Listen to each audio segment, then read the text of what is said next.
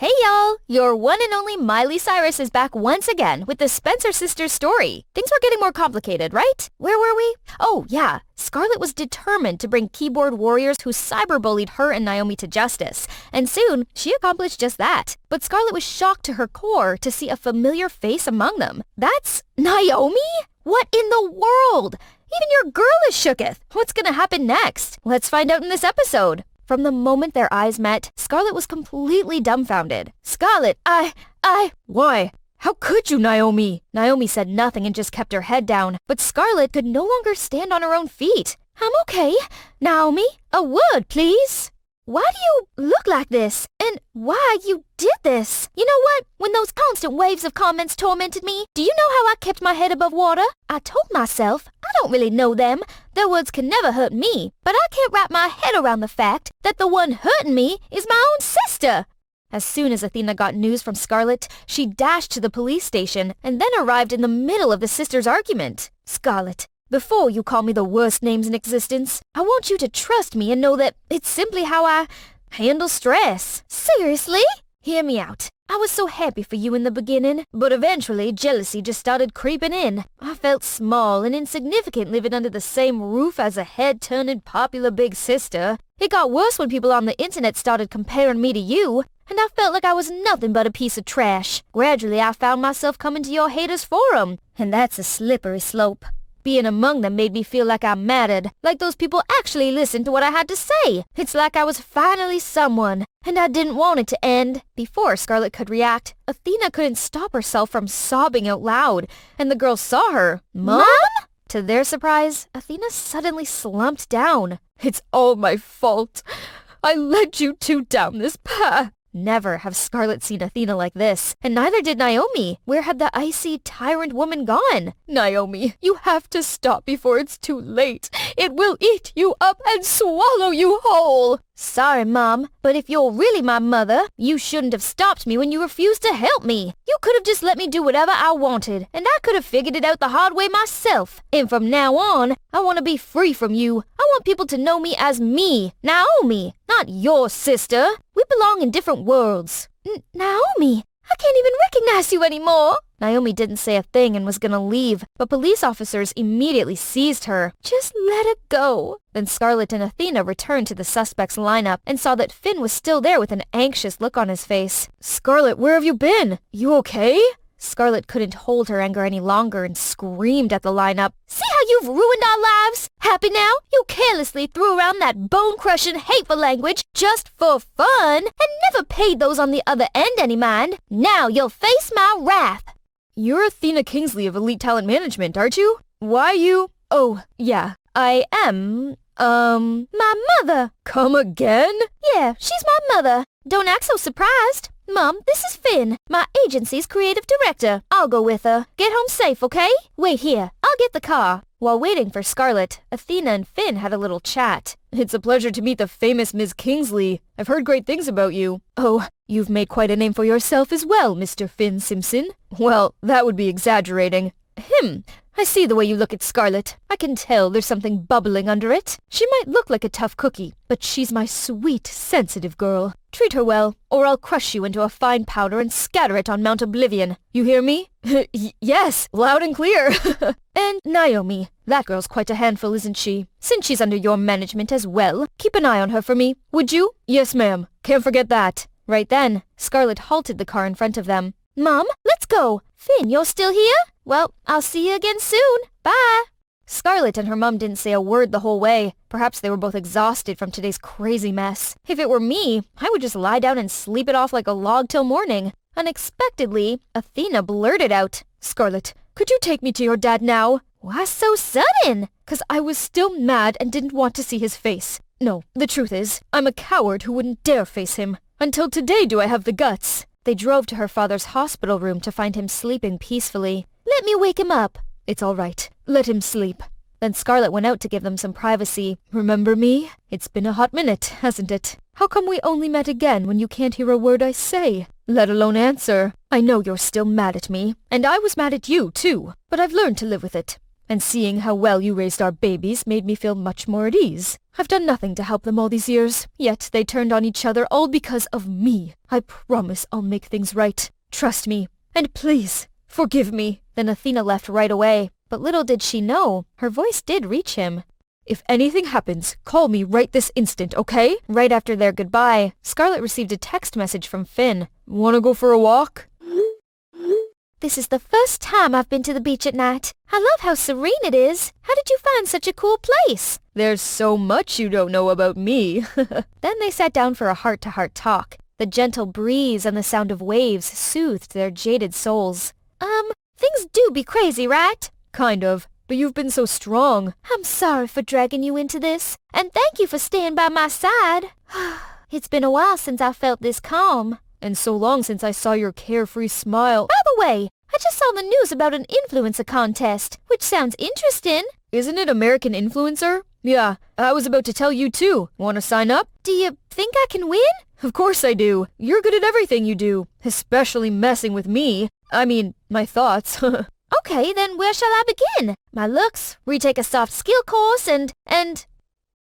"Enough about work, okay?" Scarlett was taken aback, then went with the flow. They gave each other the sweetest kiss ever. The golden moonlight shining on the shimmering sea made the night even more romantic. "Okay, guys, you've seen enough movies to know what's happening. Shall we talk about Naomi a bit?" After the incident at the police station, she had a mental breakdown for a week straight and isolated herself from the rest. She lived like a zombie in her own apocalypse till one day. "I've dwelled in misery long enough. This calls for a rebirth. Let the best version of me be born." And so she entered her transformation era, invigorated and ready. She even chopped off her long hair and went through minor plastic surgery to add some highlights to her face. "I got the sort of perfect looks down.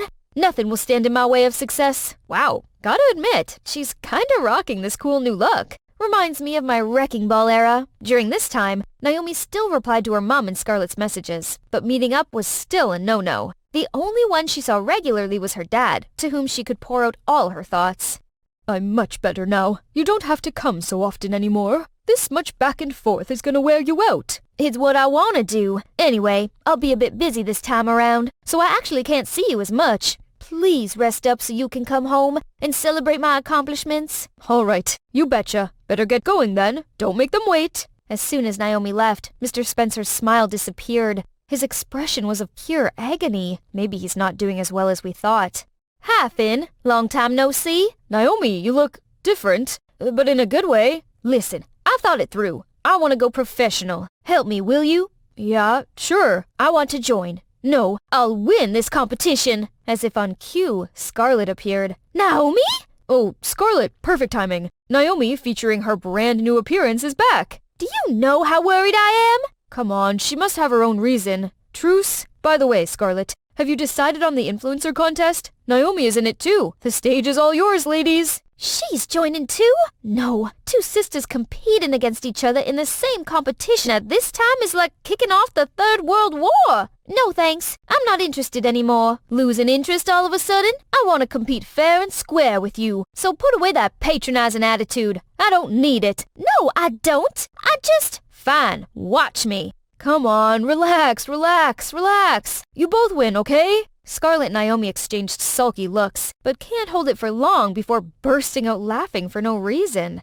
"Come to think of it, Naomi is very much like your mom, full of determination and ambition." "Yeah, I took after Dad and got the easygoing gene. I guess that happens to every sibling duo." True to her words, Scarlett followed a laid-back lifestyle, which drew lots of fans to her. Now, this is not just a job, but also a passion of hers, sharing good tips and spreading positive energy to everyone. Meanwhile, Naomi was hard at work to be ready for the competition. She tried to grow in every aspect, and pushed herself hard in the gym. She also read tons of books, and joined courses to enhance every skill she thought might be necessary. 24 hours a day didn't seem enough. There were days when she worked her butt off till bedtime, and she simply let her body crawl into deep sleep without changing into her PJs or doing her nighttime skincare routine. Still, Athena and Scarlett always kept a worried eye on Naomi. Naomi, we can help! "I'm sorry, but I need to focus." "I'm so sorry. I want to make you proud, and I can't afford any distraction." When Scarlett told Finn, he said he'd handle this. Since then, Finn spent more time with Naomi and her advisor, and they became close.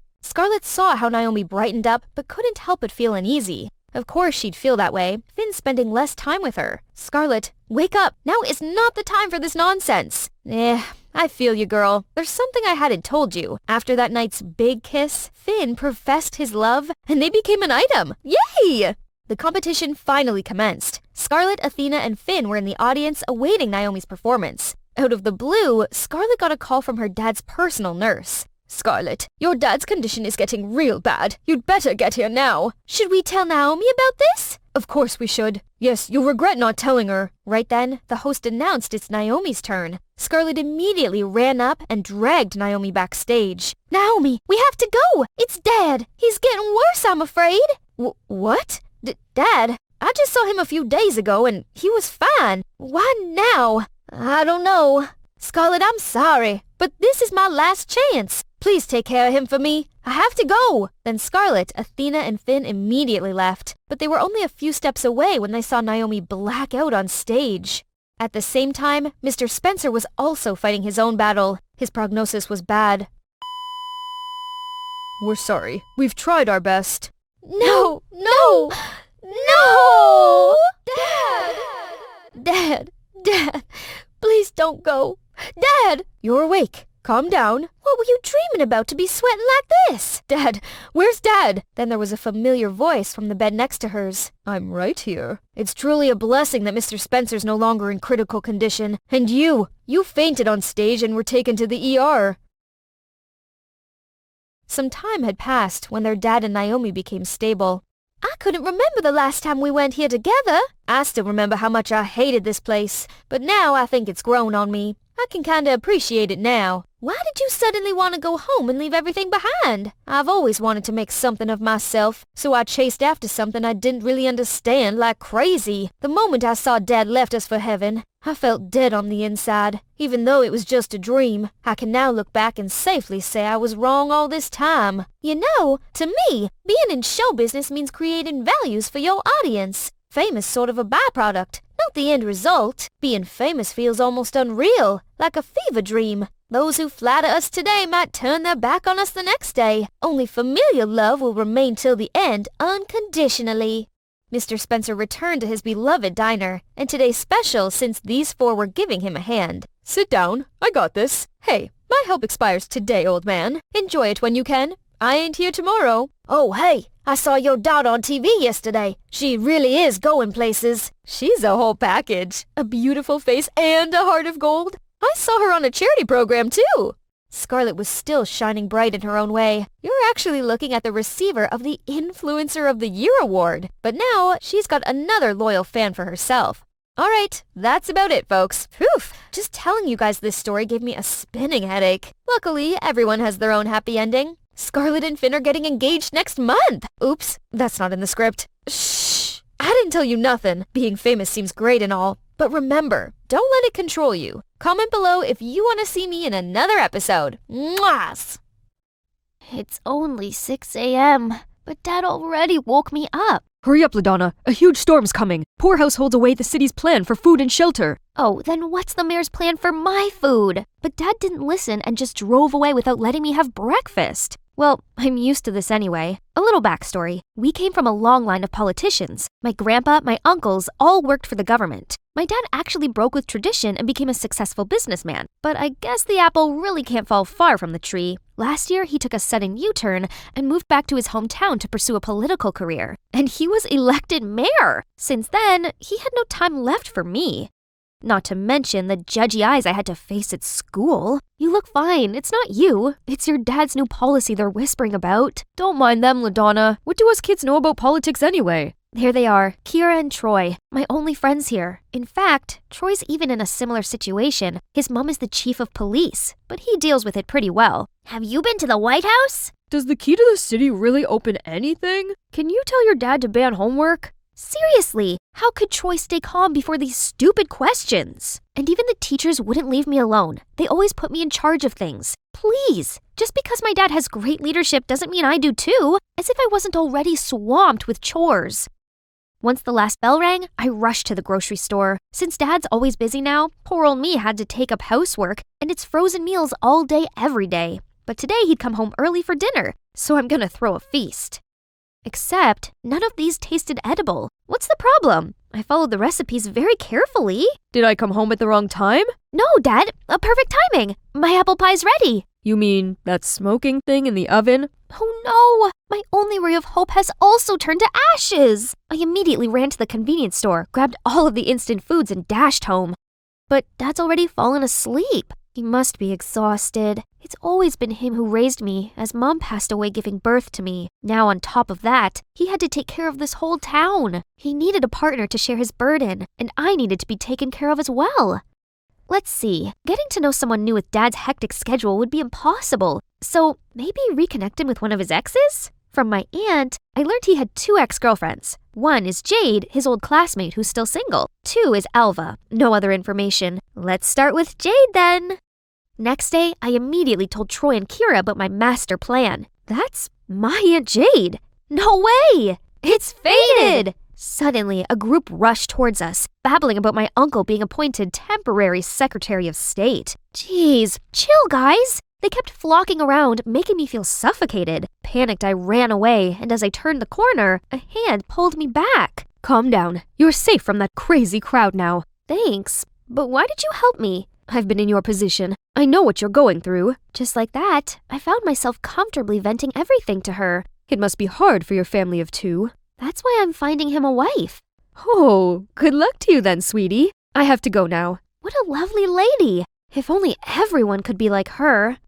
With Kira's help, setting up a date for Dad and Jade was a piece of cake. We both dragged them to the same restaurant, then cued some cliché matchmaking moments. Me and Kira quickly excused ourselves and monitored things from afar. They seemed to have a good time, but as we leaned closer... Huh? Inflation? Food security? Obesity epidemic? They'd been chatting about politics this whole time? Dad! That's exactly why you're single!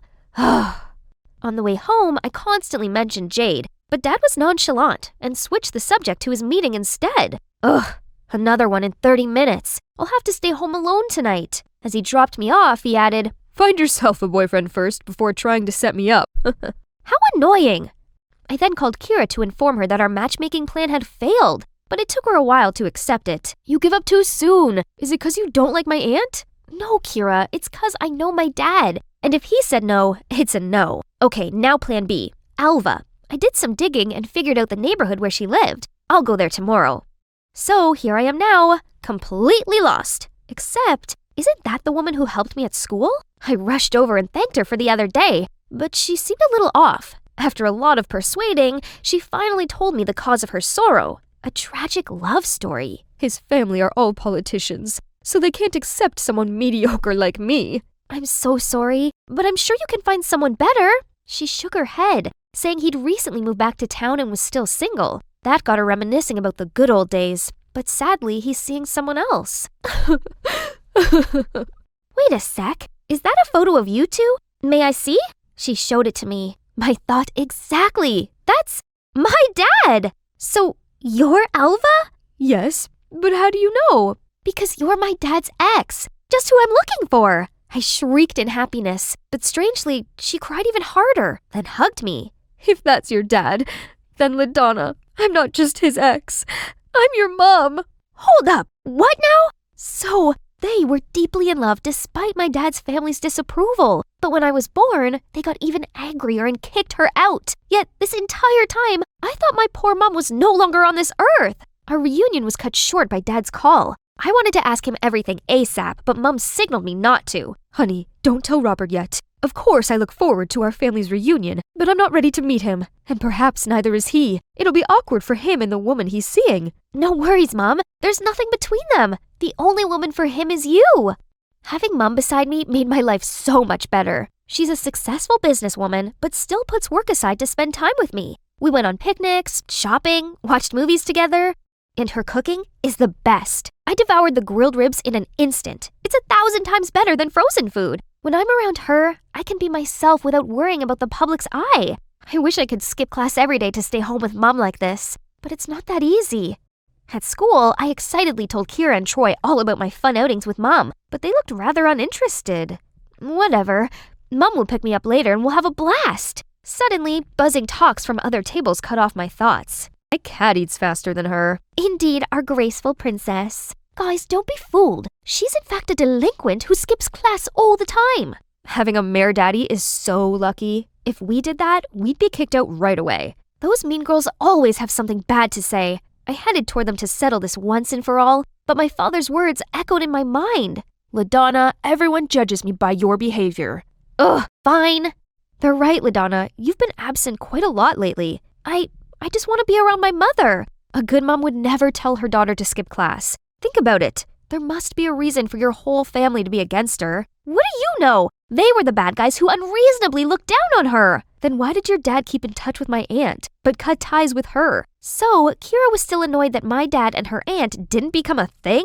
How petty. I walked off, but Troy ran after me. Kira's just worried about you. Also, you're living in the same town as your mom now. You'll have lots of time with her, so don't play truant again, okay? Here, I've marked the important parts we learned during your absence. Troy has always been gentle to me. He's right. I have tons of time for Mom, but we can't keep sneaking around like this. My parents should reunite soon. I remembered the story of how my mom first met Dad and got an idea. What's so important that you have to come here in this weather? I promised to help out a friend. Please pull over here and wait for me. The friend I was helping was none other than Mom. I then waited a bit before telling Dad to bring me an umbrella because it's raining too hard. Now it's your turn. Go get him, Mom. And just like that, the romantic scene from many years ago was reenacted right before my eyes. My mom was soaking wet, dashed through the rain, then bumped into my father. My dad then bent down to help her up, looked right into her eyes, and dropped her on the ground? I was still in shock when Dad charged towards me and dragged me back to the car. How did you know that woman? I asked around. Just stop. Never see her again, got it? His extreme reaction was proof that Mom really mattered. They'll definitely get back together soon because they had me, their special bond. That night, I called Mom. She must have been really upset. It's all right, honey. I'm used to it. Your dad's family was... Never mind. Your birthday's coming. LaDonna, what do you want for a present? I just want you to be with me. Yes, sweetie. If only we could celebrate as a family. That's it! I insisted Dad throw me a huge birthday party. I invited all my friends and acquaintances. When the party began, I stepped on stage and thanked everyone for coming. Lastly, the biggest thanks goes to the people who brought me into this world. Dad, Mom, please join me. I believe you all know my father already, but my mother, Alva Garrix... The crowd began talking and pointing. Now Dad has to acknowledge her. Please, it's a misunderstanding. Miss Garrix here is only an old friend, and it seems she got along very well with my daughter, which is just adorable. Let's toast to our little princess's birthday. Unbelievable! He's fully committed to disregarding her. As the guests were busy chatting, Dad pulled me into a room. Ugh, he doesn't have the right to be mad here. Old friend? You're straight up lying! Alva is my mother. No, she's a gold digger. Look, there's no time right now. When do you ever have time for me? Dad just sighed, apologized, then sat me down to tell me that back when he first started his business, it failed, but he didn't want to ask his family for help. Mom berated him, saying he was a dumb loser who wouldn't take advantage of his family's power. Unable to change his mind, Mom left after I was born. No, that's not it. I'm sorry, Robert. I shouldn't have shown up here. It's all my fault. She suddenly passed out. Panicked, Dad and I put her in bed. That night, I checked on Mom constantly, then fell asleep next to her. I was awoken by my phone's notifications, so I quickly went out to check to not wake Mom. Oh my, hundreds of articles about my dad came up. His old photos with Jade and with my mother were all over the news. The press was saying that he's a wolf in sheep's clothing. Dad's bombarded with calls from dozens of news outlets. It's her. Only Alva has these photos. Dad, look! How could such a frail person do anything? Suddenly, I saw a figure at the door to Mom's room. Dad and I tiptoed over, then grabbed them. Aha! Gotcha! Huh? Kira? Kira claimed that my mom's very suspicious, so she had to keep an eye on her. I swear she's faking it. I heard her on the phone just now. Enough, Kira! You're out of line this time. I don't want such a petty friend. Leave! Kira didn't say another word and just left. So did my dad. The protest at 4th Street is still going strong? All right, I'm coming. It's always work, work, work. Do these strangers matter more to him than his wife and kid? The next day, Troy asked me to meet up at the park for some update. So I unloaded everything onto him. I can't believe my dad rejected Mom just to save face like that. He's not making as much money as when he had his business. Why is he so dead set on this job? I used to think like that about my mom too, but then I realized that she wasn't doing her job for money or fame, but simply contributing to society. I now entirely support her because it's her life's purpose. It might be the same for your dad. What Troy said lingered in my mind. It does make sense. If Dad's all about glory, there's many other ways which don't require him bending over backwards day in and day out like this. Troy's always been understanding to his mom. And me? I've never been supportive of Dad when he had to juggle between his job and me. When I got home, Mom was nowhere to be seen, except a letter on the table. Mom said she's terminally ill and didn't have much longer. That's why she risked everything to be with me. But now her health's worsened. She didn't want me to witness her pitiful condition, so she left. I immediately called her. It's dangerous in this abandoned construction site. Please don't come. I just need you to know I love you, LaDonna. I immediately knew where she was when she said that. I rushed over, but at the entrance, a scary-looking crew approached me. Don't worry, sweetie. They're our friends. Just listen to them. They wasted no time tying me up, then called Dad. As soon as he arrived, Mom dropped her act. Turned out, she planned to approach me right after knowing he was elected mayor. Her wish to rekindle with us was just to use Dad, but it didn't work on him, so she's pushing things this far. Sign here, and our daughter will be safe. Many people will go bankrupt if that's signed. Don't ever think you could fool me. You couldn't care less about your daughter? Or are you still counting on those useless cops? Ma'am, you underestimate our law enforcers. It's Troy and Kira, followed by undercover policemen coming from all directions. Turns out, Kira actually heard the calls Alva made to her accomplices. She then told Troy and asked his mom to look into Alva. Coincidentally, the police had always been after Alva because she's been involved in a scheme that gave tenants a ridiculously huge debt. She colluded with the former mayor and wanted to continue the scam with my dad now. Before she's taken away, Alva still cried and begged for my help. I was nothing more than a puppet to you, and now you're talking about maternal love? A scammer like you deserves to be brought to justice. After Alva's arrest, I broke down crying. She's my mother. That's the only truth among all those lies. Dad hugged me and said sorry for everything. It's all my fault. I just foolishly fell into her trap because I wanted someone to take care of us. I'm sorry, LaDonna. You went through so much because of me and my job. It's okay, Dad. Now I see how meaningful your work is. I'm proud to be your daughter. And you too. Thank you. I decided to sign up for a cooking class to better support Dad, and this banquet is the fruits of my hard work. But before he could even sit down, an emergency call came. He gave me a sorry look, but I gladly said, "Bye, Dad. I'll save you some." I was a little bummed out, but it's his job after all, and if he can't be changed, why not learn to enjoy it? Moments later, these hungry hippos already came. But hey, this just came to my mind. How about Troy's mom? She's also single and would look great with your dad, right? Nah, I've realized he already has a love of his life, serving the community. He's very happy with his choice, so I'll leave him be, for now. That's right. Besides, we can't be family. At least, not yet. Hey, I'm Madison, and I was born into a well-off family. My parents are successful entrepreneurs who always fulfill their dearest daughter's wishes. Beautiful face, supermodel figure, I have both. But unfortunately, I'm not the only one. I have a limelight-hogging twin sister, Olivia. Since elementary school, my sister has won loads of trophies for her singing. Everyone was so spellbound by her that they seemed to completely forget about me. And it didn't help when Mom dressed us the same. Meanwhile, Dad was always like, "Whoa, I can barely tell my two princesses apart. Maddie, if your sister is tied up with her singing, you could help fill in her place in class." Ugh, it's not funny at all. Especially when that kind of came true. Later at 14, when I was still trying to figure out what today's homework was, my sister went and won The Voice Kids. At school, everyone kept giving me gifts and praises just to walk off on me as soon as they realized I wasn't Olivia. Hey, it's not like I intentionally tricked them. Trust me, I'm just as sick and tired of all this as everyone else, so I decided to take action. Ta-da! Did you recognize me? Still Madison here. The one-of-a-kind Madison with pixie hair, smoky eyes, nude lipstick, and this edgy outfit. I look different, right? But... Oh, are you cosplaying Olivia in her upcoming MV? Madison, you're ruining your sister's image. I tried to be different from her, but it couldn't change the fact that I'm the twin sister of a famous singer. There's so many things I wanted to do, but just imagine if I tried out for the cheerleading team or a modeling contest. People would be, "Look at the tragic Olivia wannabe." The name Olivia gradually became something that haunted me, and now she's constantly gaining in fame while I remain in her shadow. I have my own dream of becoming a model too, and I've gone to every audition I could. But so far, no luck. Oh right, let's check on my new video. Maybe YouTube will be the Kickstarter for my rise to fame. Remember to remove your makeup thoroughly, and the last step is subscribe to my channel to stay updated with the latest makeup trends. It's only been 10 hours, but look at this. There are over 200,000 views and 1,000 comments. Yay! Let's see. Like if you watch this just because you thought this was Olivia. When you're boring but you have a famous sister. Olivia, you're the GOAT. Please reply to my comment. What on earth is going on here? No one talked about the video content. It's all about Olivia.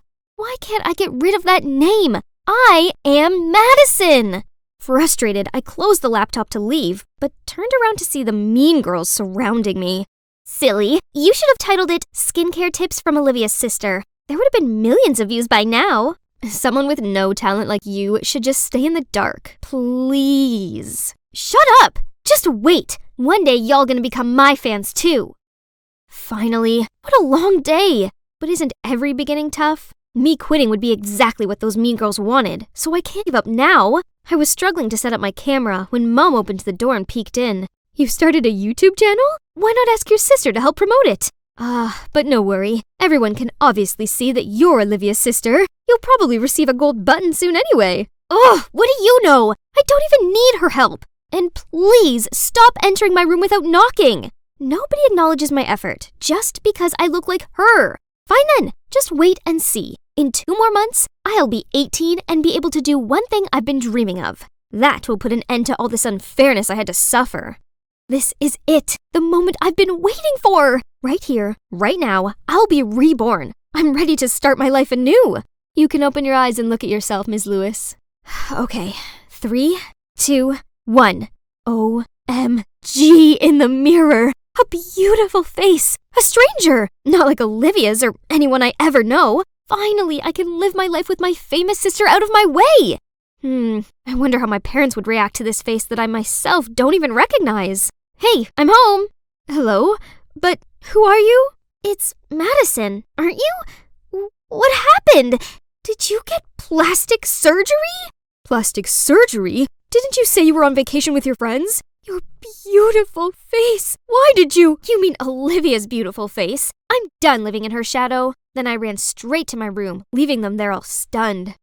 The next morning at school, all the girls' curious eyes were on me. And the boys? Needless to say, people were buzzing around. But there was no Olivia nor Madison to be heard. Nobody recognized me. I am the one and only now. Hey, Angel. Are you lost? Let me show you around. Since when did this mean girl become so friendly? You moving here is the right decision. Our school is the best in the state. Boring! If it weren't for my parents' new investment in this area, I wouldn't be at this shabby place. This fame-seeking silly girl instantly bought my bluffing. Her eyes widened, looking at me like a puppy. Then she did everything I asked her to. Buying me sodas, carrying my bag for me, and even wiping my seat. Suddenly, Alicia walked over and nudged Zara. Where have you been? I told you to get me a latte. And who's she? Oh, this is my new bestie. And you should go get your latte yourself, as I'll be busy showing my friend here around, right? Alicia's frown face was a picture. What a solid friendship these mean girls have. But the fun had only just begun. As the teacher did a roll call, I raised my hand up at the sound of Madison Lewis. The whole class gasped. And you betcha, Alicia and Zara's bewildered faces were hilarious. Didn't see that coming, huh? By recess, the whole school had heard the breaking news. Me, Madison, just got plastic surgery. Some were showering me with flattery, while some just kept judging the size of my eyes or my nose bridge, blah, blah, blah. But no one compared me to Olivia anymore. They just forgot about my famous twin sister. That's all I need. Madison is unique. Ouch! What's wrong with you? Are you blind? It was you going the wrong way, Madison. He looks so familiar, but I still can't think of his name. It's Dylan. Have you seriously forgotten my name already? That's right! My old neighbor Dylan. His family must have moved back to town again. But how could you recognize me right away? You look a bit different, but I can still tell from your voice. Forget the past. I'm the new Madison. The best version of Madison. Then I walked away from him. Now I'm finally free to do whatever I want without being compared to Olivia. I easily got that cheerleading captain title. From this spot, I can see all the impressed spectators and Zara's look of fury. She was the former captain who got dethroned by me. Then I went on and won the school beauty contest too. Alicia's boyfriend, Sid, even dumped her to chase after me. Who's the loser now, girl? But of course, a jerk like him didn't interest me, so I bluntly rejected him in front of everyone. One afternoon while I was going home, Sid jumped out of nowhere and blocked my way. Babe, girls are lining up to date me, but I picked you. Be my girl and you'll see. Come on, just one dinner. Let go of me! Suddenly, a big-looking guy rushed in, scared Sid off, and then offered to take me home. He introduced himself as Isaac, and turns out we were in the same chemistry class. Oh God, how come I never noticed this handsome boy? Probably chemistry had sucked the life out of me every time I entered that lab room, but it's okay. We can rebuild our chemistry here now. After that day, we texted each other all of the time, and a week later, we became an item. Fast, yes, but when you know, you know. Isaac took care of me during workouts, waited in the salon for hours, and even kept me updated with fashion trends. He's just perfect. But one time, when we walked hand in hand at the mall, I caught sight of Dylan's cold face. I suddenly felt awkward and tried to avoid his gaze. Strange. But why bother? Isaac and I were too busy discussing our upcoming plans anyway. I finally released my second video, and no one mentioned Olivia. But Gigi, Bella, Lily Maymac? Now they're seeing me like those hot girls? Ridiculous! And talk kept coming about how I look like other stars. Maybe she brought their photos and asked the surgeon to copy them, but no way can Replica compete with the original. Still, isn't it better to resemble your own sibling than being some stranger's copycat? So, did I really look like a carbon copy of someone else? Again? I rushed to Isaac. He's the only one I can trust. Just a little, babe. But if you don't like it, there's always a way. So I continued to undergo many other surgeries to find the perfect, unique Madison.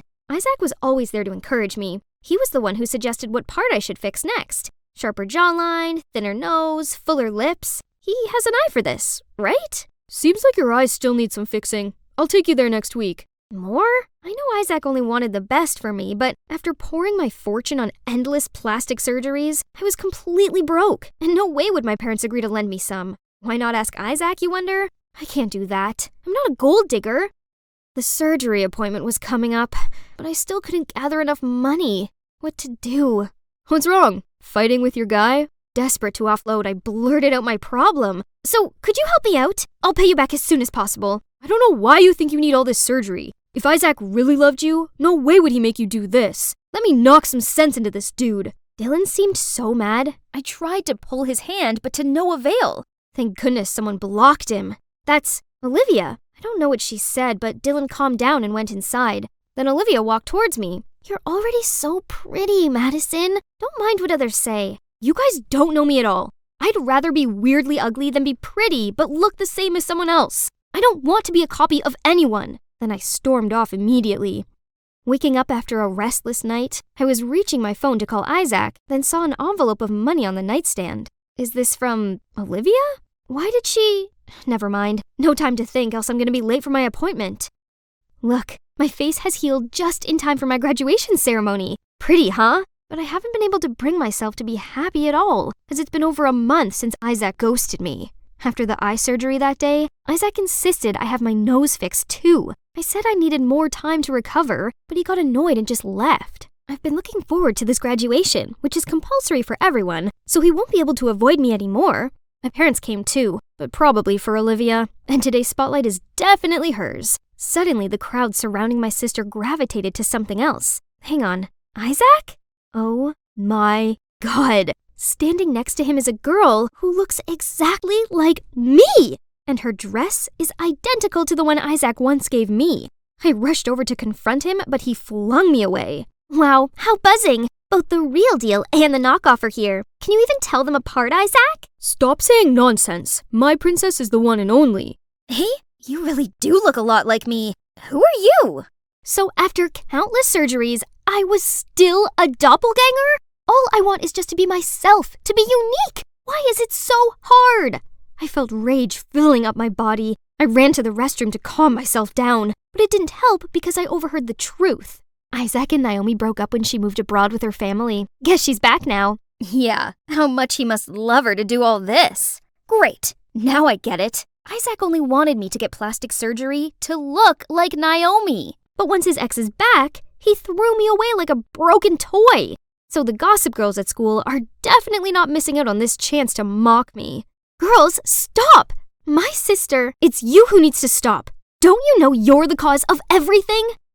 Calm down, Madison. It's completely normal to look like someone. To me, and to your family, you've always been the one and only Madison. No!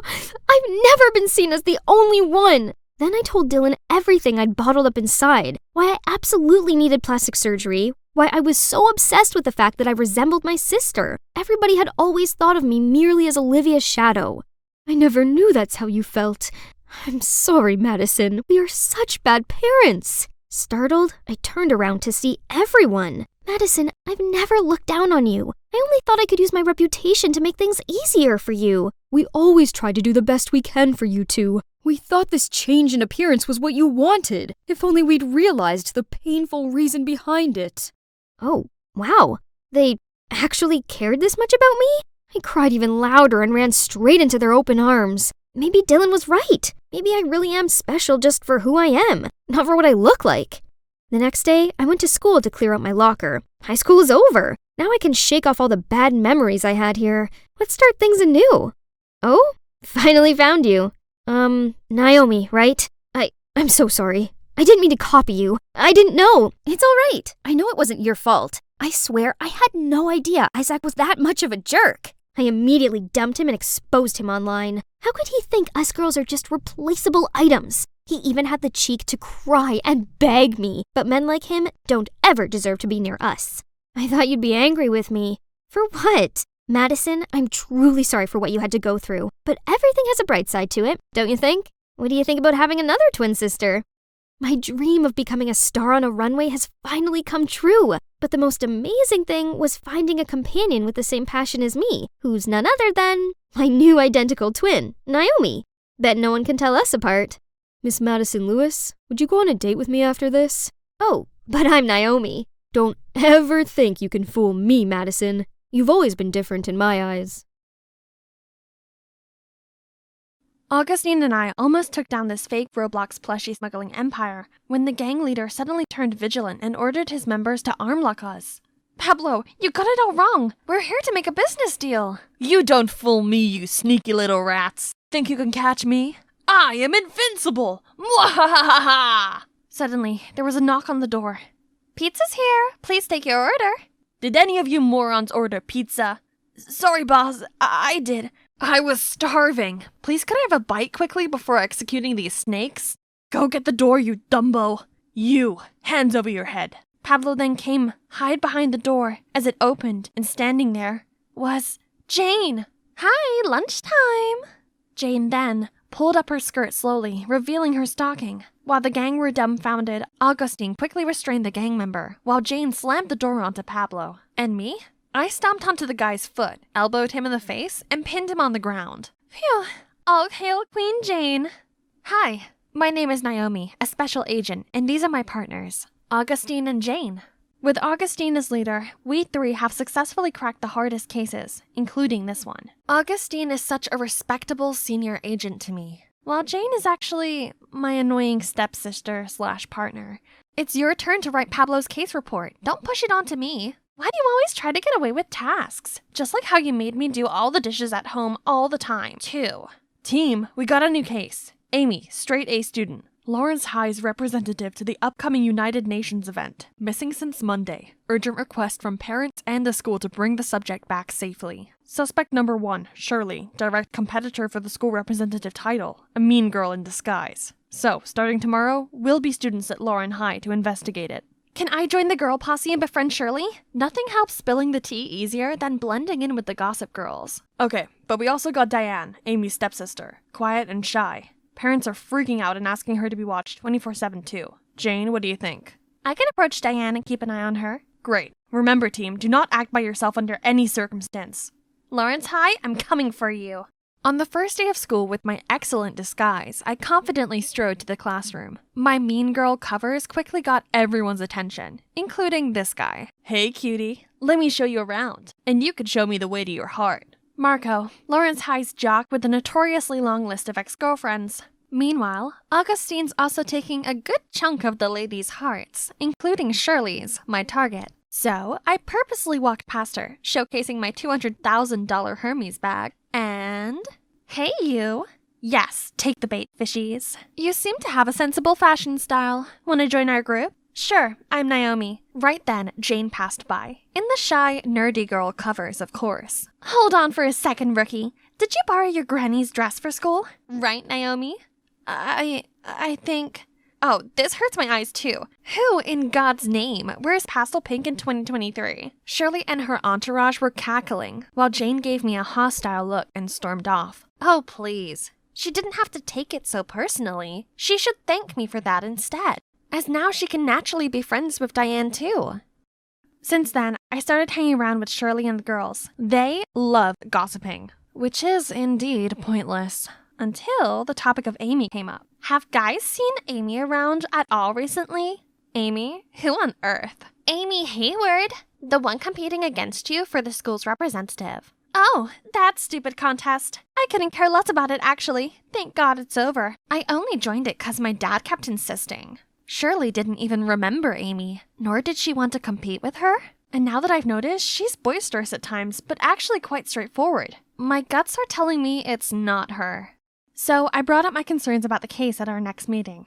I'm pretty sure Shirley is clear. What? Do you even think before saying? She's our #1 suspect. Plus, from what Diane told me, she's always picking on other students. Yeah, but that doesn't mean she has ill intentions towards Amy. You need to stop judging people too quickly. Excuse me? How about you stop siding with the devils? Or you find it hard because you're one too? Enough. Let's just keep your assumptions on hold for now. We need more clues before acting on anything. Dang it. If only I got some solid evidence. Jane just always slowed down the investigation, so the next day I went to find Diane myself to ask some more questions about Amy, but Marco stopped me with, a bunch of roses? Roses are red, violets are blue, sugar is sweet, and so are you. Be my girl, will you? I was still processing this when Augustine came from afar and went straight into the roses. Oops, sorry, I had my sunglasses on. Marco looked like an erupting volcano while Shirley gave an earth-shaking squeal. Eee! Oh, that body and that grace. Oh, great Lord, please spare me.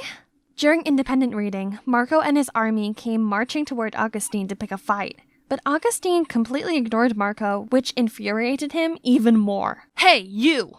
Turn your coconut head around and have some courage to face me. Augustine calmly stood up, returned his book as if Marco was invisible, and came to ask me to have lunch with him? He pulled me out of there, leaving Marco behind, grunting like a mad pig. It feels good living student life and having the boys chasing after you. Stay away from those teenage boys for me, will you? I don't see why. Don't get your identity revealed. Don't worry, and Marco's such a kid, not my type. By the way, you want to experience a heartfelt infatuation too? Think Shirley is laying an eye on you. The look on his face is priceless.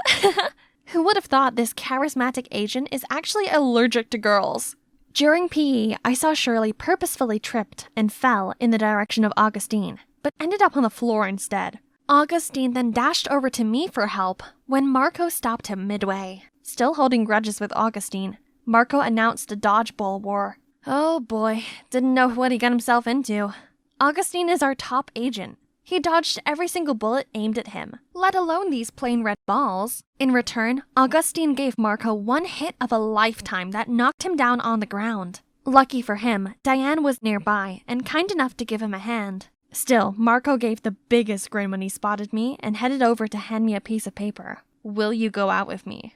What a loser. He must have taken a new interest in you, Naomi. Rumor had it he asked Amy out, but then she went missing. Probably that poor girl couldn't handle him. Marco met up with Amy before she went missing? Uh-oh, he's our #1 suspect now, not Shirley. I eagerly updated Augustine and Marco. I have a feeling Marco knows something about the case that might lead us to Amy. I was thinking I could pretend to go on a date with him. That's too dangerous. What if he's behind it all? You might get into trouble, Naomi. No worries, he seems really into me. He asked Amy out and she went missing right after. Who knows what could happen to you? But he's the only lead we have now. Shirley is already out of the picture, and I know how to protect myself if anything happens. Please. And yes! The time has come for me to end this case. During the date, Marco was so caring, but I was dying to know what happened to Amy that day. So, I heard you and Amy were a thing before? Nah, we never got together. How can you be so perfect? Are you an angel? I heard otherwise. Rumors had it you even went out with her. Let's just focus on us, why don't you? But I want to know more about you too. Fine. If you want to know it that bad, I did ask her out, but I never saw her that day. Her sister showed up instead. Sat there at a reserved table and said something about Amy wouldn't be around for a while. I thought they wanted to mess with me, so I just left. Diane knew Amy would disappear even before she went missing? Did Diane have anything to do with this? She might have been the very piece we'd overlooked from the beginning. I got to the office and saw Augustine fidgeting around. Are you okay? Did Marco do anything to you? I'm fine, and I got the biggest news. I then told Augustine and Jane everything and posed my doubts for Diane. Why Diane? She's just a vulnerable victim who gets picked on all the time. And you know by who? Shirley! She might appear vulnerable, but who knows what she's got inside. And you remember how she came to help Marco up that time? Now that I think about it, she was so worried for him. She obviously likes Marco. It's possible she might get jealous of her sister. Oh, stop! Not everyone is a jello like you. What? Team, this is getting nowhere. For now, let's just agree on keeping Diane close. Again, no one is to act by themselves. A jello? Just watch me nail this case before you do, Jane. The next morning, I saw Diane secretly watching Marco play basketball. I swear to God, Diane is definitely into him and involved in her sister's missing. But Augustine wouldn't let me do anything. That'd leave me with the only option, which is to keep Diane's activities on watch. Indeed, she's been acting very strange lately. She received regular phone calls and would get out of class, just to return with a troubled face. I decided to tail her that afternoon. She looked very suspicious and kept turning around to check if anyone was following her. She's definitely hiding something. We were walking for quite some time, passing a vast area of abandoned field crops, until she stopped in front of a shabby house. This is clearly not a building for residency. The whole place looked so torn apart, and even had traps everywhere. Thank God I had all that training back in the academy to spot these deadly traps. Suddenly, I saw a flashing shadow sprinting right across the room. I quickly followed and saw a door leading to the dark basement. Diane, or whoever was staying here, is not going to be simple to deal with. Oh no, it's a trap! If you dare move an inch, you're done. Now tell me, who are you? Are you from the Dixie Mafia trying to get back at me? Mafia? No, you got it wrong. I came to check on the electricity for this building. Please calm down. She's lying again, Mr. Gordon. I knew she was up to no good. Speak now if you want to stay intact. Oh, no. I should have listened to Augustine and not let my stupid adrenaline take over. Is this the end of my mission? The end of my life? Suddenly, there was a loud banging sound. FBI! Don't you dare touch her! It's Augustine! FBI? What? No, what's happening? Are you not from the gang? Jane was there for me too. She quickly took the bomb remote and turned it off. Fake bomb, are you kidding? I quickly got out of the trap safely. Special Agent Naomi Cooper, where are you hiding Amy? No, you got it all wrong. Mr. Gordon's Amy's biological father. How can he hurt her? I looked at Augustine and Jane, who were as shocked as I was. Mr. Gordon used to work for the gang, but he turned his life around. That's why he thought you were the old gang coming at him for revenge. Not long ago, he contracted a serious illness that needs a kidney transplant, and Amy is the only relative he's got left. You're telling me Amy agreed to give him a kidney? Then why are you here in the dark? Why hide? Because Amy's mom hated me and forbade me from seeing her, let alone giving me a whole kidney. But Amy is my daughter with a golden heart. Even though I didn't want to, she insisted on giving me a kidney so I could live on. If Mom knew about it, she would never agree. That's why Amy had to run away to have the transplant done with Mr. Gordon. Where is she now? Resting in that room. Don't worry, Mr. Gordon has been taking well care of her. Meanwhile, I helped bring them food and necessities. I quickly kicked the door open and saw Amy lying on the bed. What was all the commotion, Diane? Did you bring Dad some squash? Augustine, Jane, and I saw it through now. We all got it wrong this whole time. The next day, we went to find Amy's mother and had a talk with her. She was shocked at first, but after knowing everything, she realized how wrong it was to separate father and daughter. She was so touched by her daughter's precious heart and agreed to let Amy come visit Mr. Gordon from now on. Looking at the sisters makes me think about my own sis. I'm sorry. We gave each other a tight hug. We are sisters too in the end. Well, case closed. Let's go for some grand celebration, shall we? Actually, I have a date now. Why don't you take Naomi with you? Then she just left us there, cheeky Jane. I'm so relieved you're okay, Naomi. 'Cause if anything happens to you... Yeah, Augustine? If anything happens, I would die for you. Hi everyone, I'm Lydia, and I'm gonna tell you my amazing but totally bizarre story. But before I do, please like and subscribe. I have a big sister, Gwen, who's 2 years older than me, and she's basically a genius. From as young as I remember, I idolized her. What is 25 squared? 625, Dad. Honey, what's this? It's The Starry Night, an oil-on-canvas painting painted in June 1889 by the Dutch post-impressionist painter Vincent van Gogh. While I'm, a bit different. And Lydia, I have 10 candies. I'll give you 2. So how many do I have left? Isn't this doll cute, Daddy? Yeah, I'm no genius, with no particular talent, no flawless beauty, and almost no friends either. But Gwen didn't mind and was always supportive of me. It's fabulous! Fabulous! It's fabulous! That's why I adored her a lot and tried to copy everything she did. It's fabulous! What's so fabulous about my cat dying?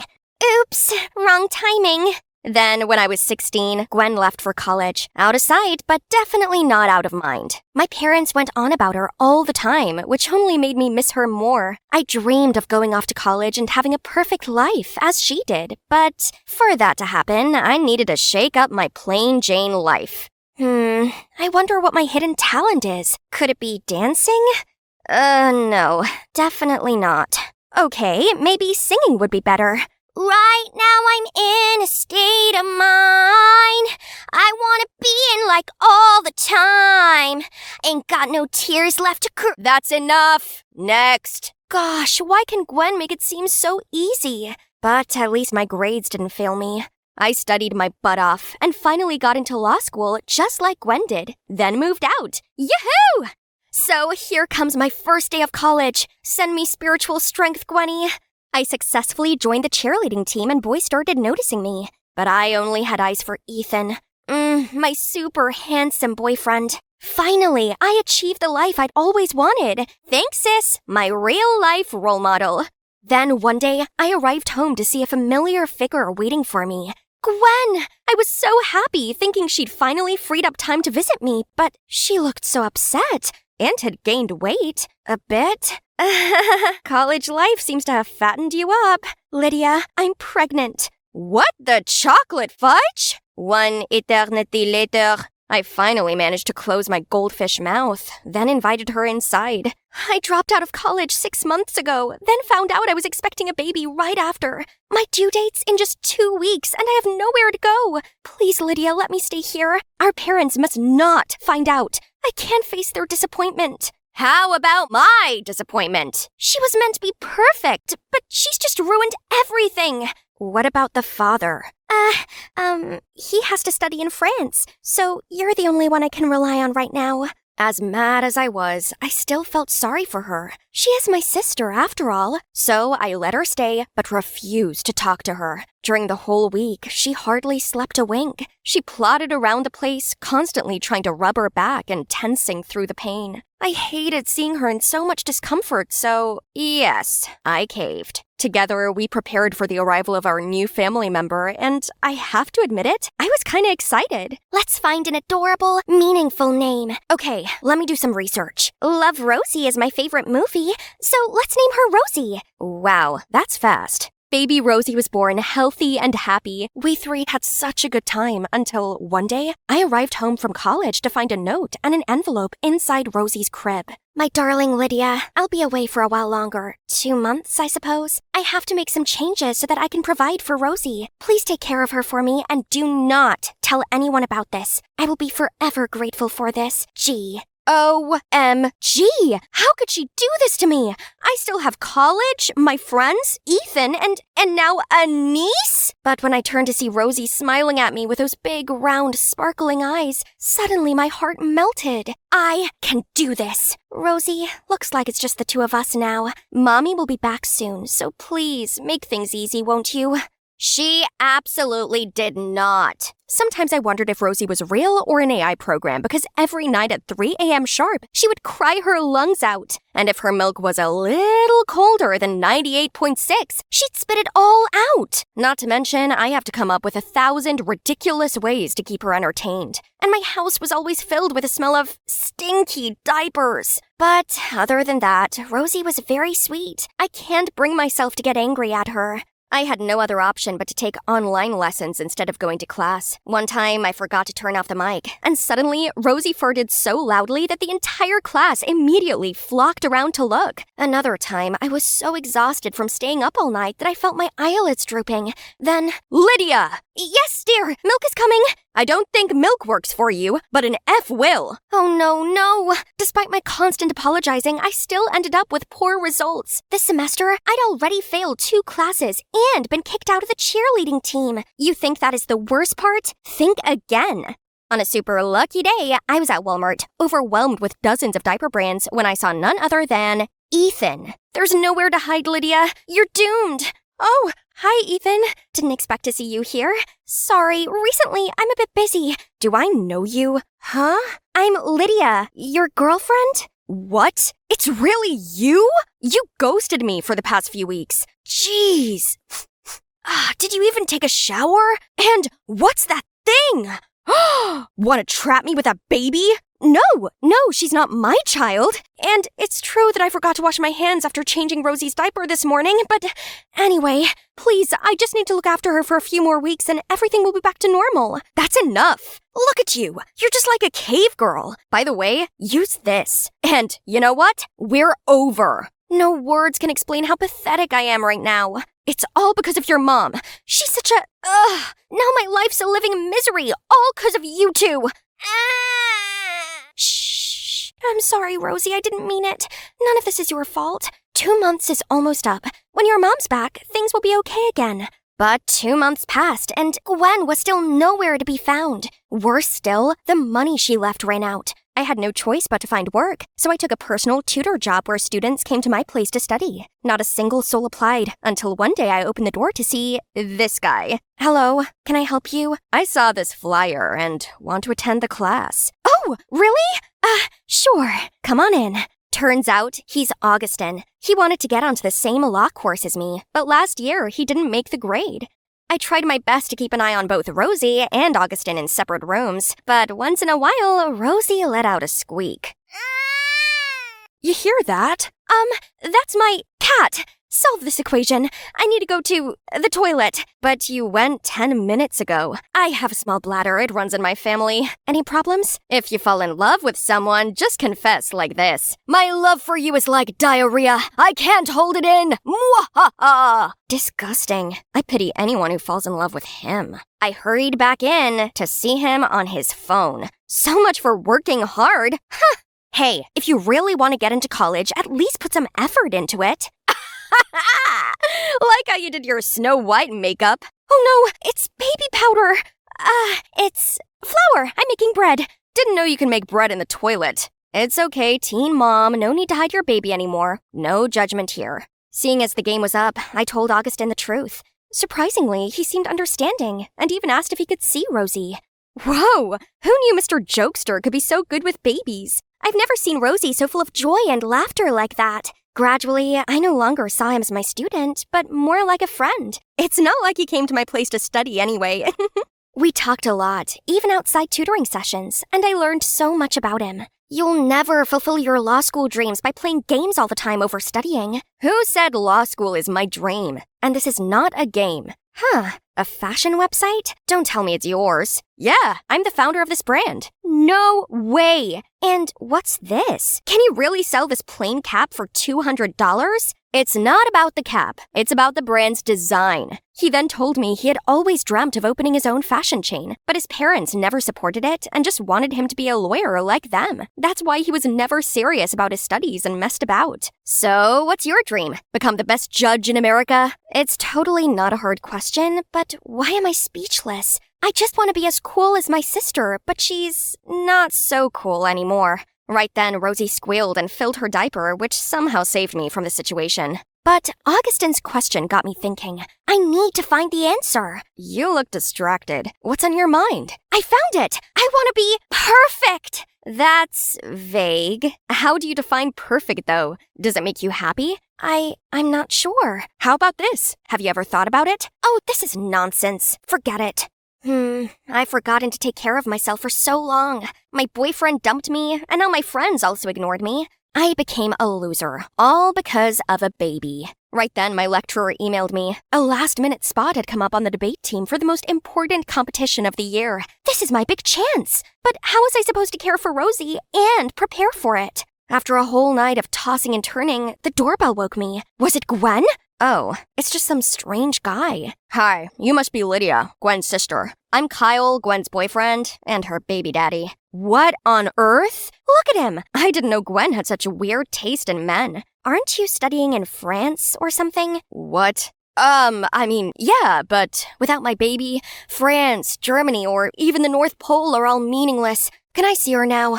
And after that was the reunion of the century. Thanks for taking good care of Rosie, but now I'll do it. That's my duty as her father anyway. Kyle might look intimidating, but he seemed to love Rosie sincerely. So even though it broke my heart, I gave Rosie to her dad. Besides, there's a huge opportunity waiting for me.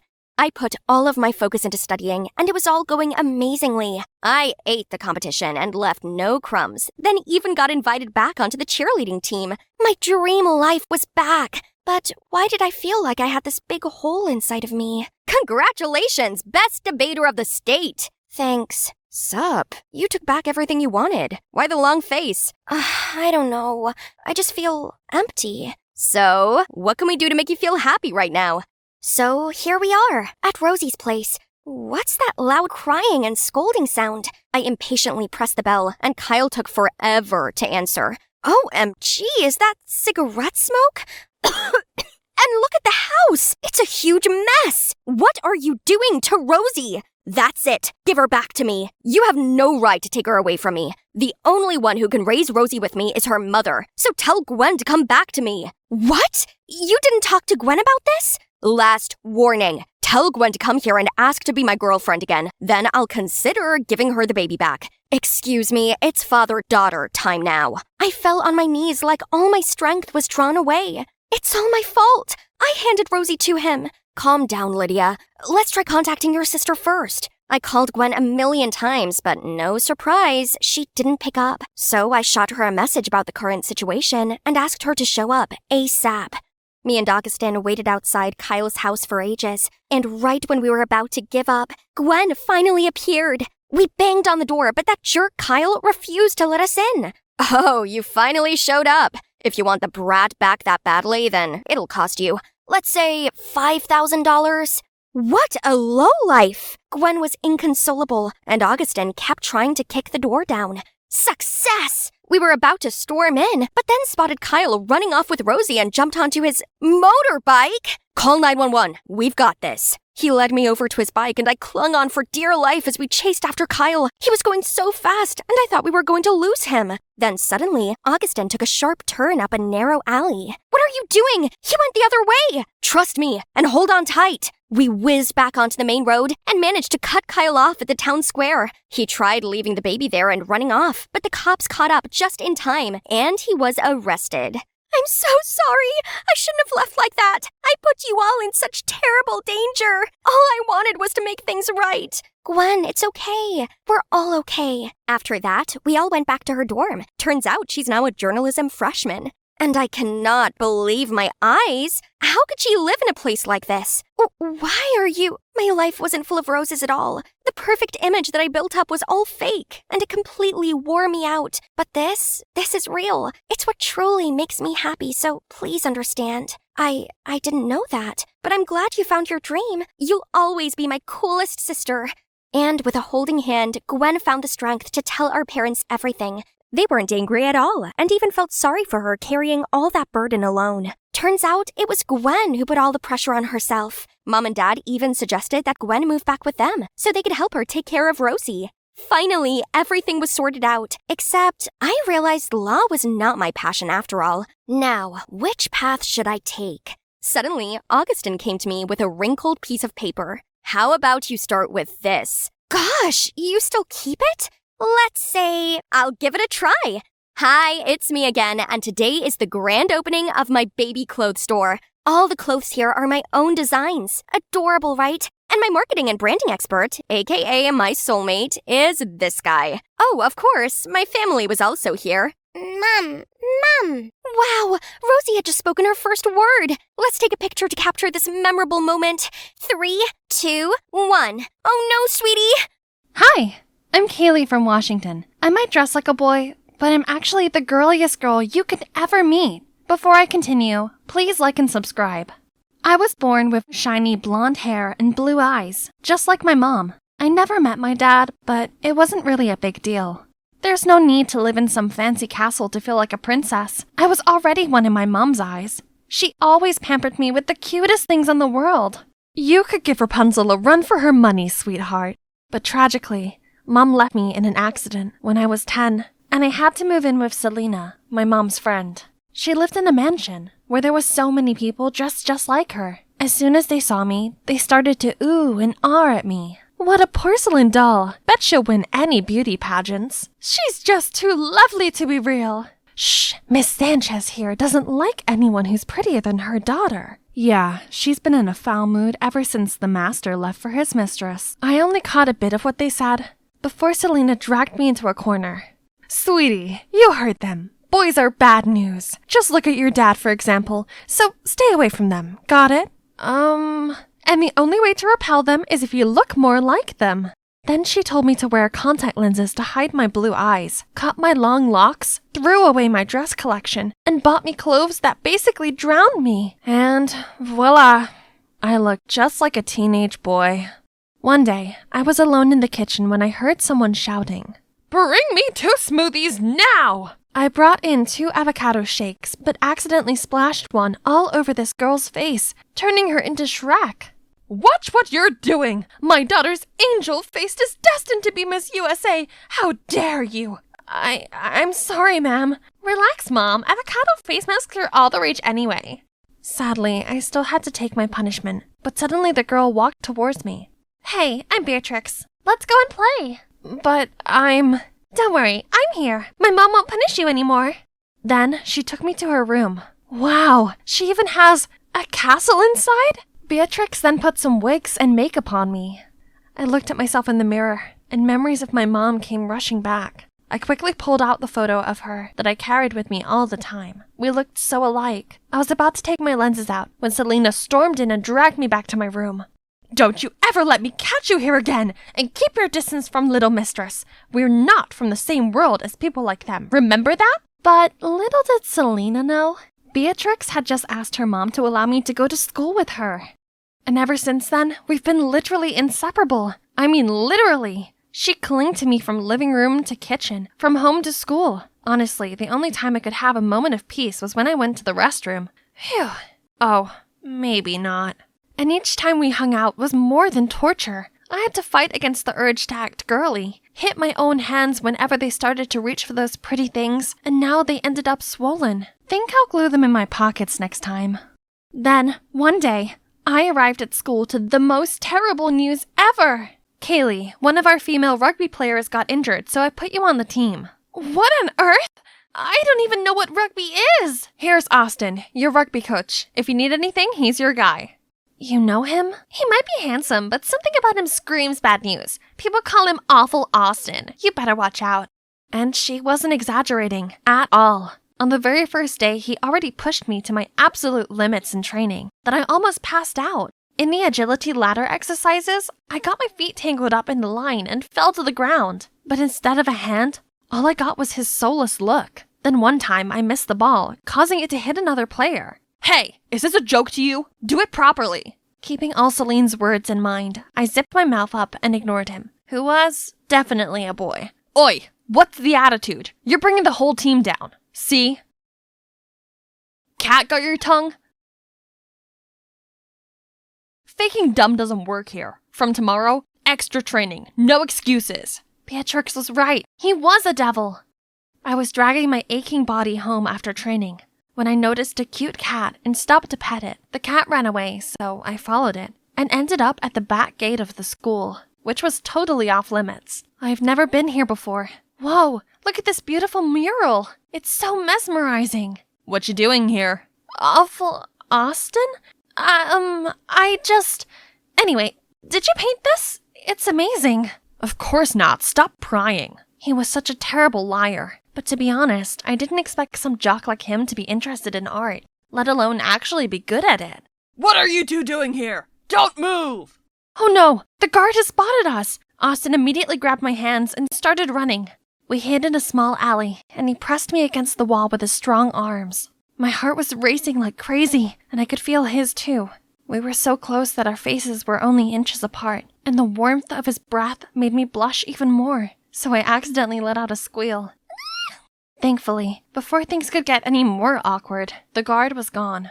Don't even think of breathing a single word about this. Weirdly, this time his words didn't hurt at all. Maybe because I knew beneath his tough jock exterior, he had his own secret, just like me. I like your painting, so no need to hide it. Austin stopped for a bit, then kept walking, but I'm sure I caught a smile. After that day, he started to behave quite differently, more gently. He no longer went berserk at me, but helped me get through the training instead so I could catch up with the other players. I just had my first successful kick. Yay! I turned around to cheer with Austin, but out of nowhere, the ball came hurtling right at me, and he instantly caught it with one hand, while the other held me by the waist. Okay, that was awkward. This week, there'd be a senior prom at school, and Beatrix insisted we go. Of course, I gave her a no, but she was literally a leech, so I had no other choice. Wear this, Kay. It's a matching set. It'll be so lame if I wear this alone, please. Fine, but only 'cause you've given me no choice. Yay! Love ya! Eek! Wow, it smelled so good. What if I put it on? But wait, what about Selena? Forget it. It's not like she'll be at the prom. YOLO! I stepped into the ballroom with this gorgeous outfit on, my blue eyes, and the necklace my mom gave me. Everyone jaw-dropped as soon as they saw me, and that's when I noticed Austin coming towards me. Hey, you look different tonight. I mean in a good way. Wanna dance? Sorry, girls' time. Kaylee, look at the tasty food corner. Told you we had to come here. Oh, Beatrix, my friend here is starving. Can you show him where to grab a bite? Wow, sure, handsome. We have cupcakes, biscuits, and even brownies. Isn't this called choosing boys over friends? Good for her, anyway. Then Austin gently led me in the waltz. He looked exactly like a prince from a fairy tale. As we fell in step, letting the rhythm control our movements, I felt my whole body tingle. The sparks were definitely flying. But suddenly, the music changed into trance. We looked into each other's eyes for a second, then, hand in hand, ran across the crowd until we got outside. I could never imagine a tomboy could become like this. Actually, I'm not a tomboy. What do you mean? That's when I decided to tell him everything about how I was obsessed with girly things, but had to suppress it all my life. It felt so good to let it all out after burying it the whole time. And Austin was such a good listener. Wow, Kaylee, I'm so sorry. Actually, I've also had to hide my passion for arts to help my father's business too. So what you said to me the other day really opened up something in me. So things were not easy for him either, huh? Suddenly, he pulled out a sketchbook and started drawing me. I wish this moment would last forever. His face then went all serious, but not in a cold way as usual, but instead beaming with passion. Our eyes met, and I thought my heart was going to jump out of my chest. And yes, I hoped this moment would last forever too. Then suddenly, he leaned closer to fix my hair. I was ready for a kiss. Then, Kaylee! Selena? How did she find out about this? Man, you know what's coming next. I can't believe you'd be this reckless. You're not my mom, and not every boy is like my dad. You were wrong. Mind your manners. Get changed now. Right then, Mrs. Sanchez came to interrupt us. Hang on. Are her eyes blue? And what's this? Don't mind her. I bought this half price at the swap meet, ma'am. Then she signaled for me to flee the scene. If Mom were here, she'd understand the way I feel. Blinking back tears, I suddenly felt a warm hand on my shoulder. Are you alright? I saw you leave with Austin. Did he cut your hair? It looks shorter. I'm okay, Beatrix. Oh wow, I have a similar necklace that my dad gave to me. This was from my dad too, except that I don't actually know who he is. Maybe your dad is my dad? 0 for the joke, Beatrix. Oh, but why did Selena lie about the necklace to Miss Sanchez?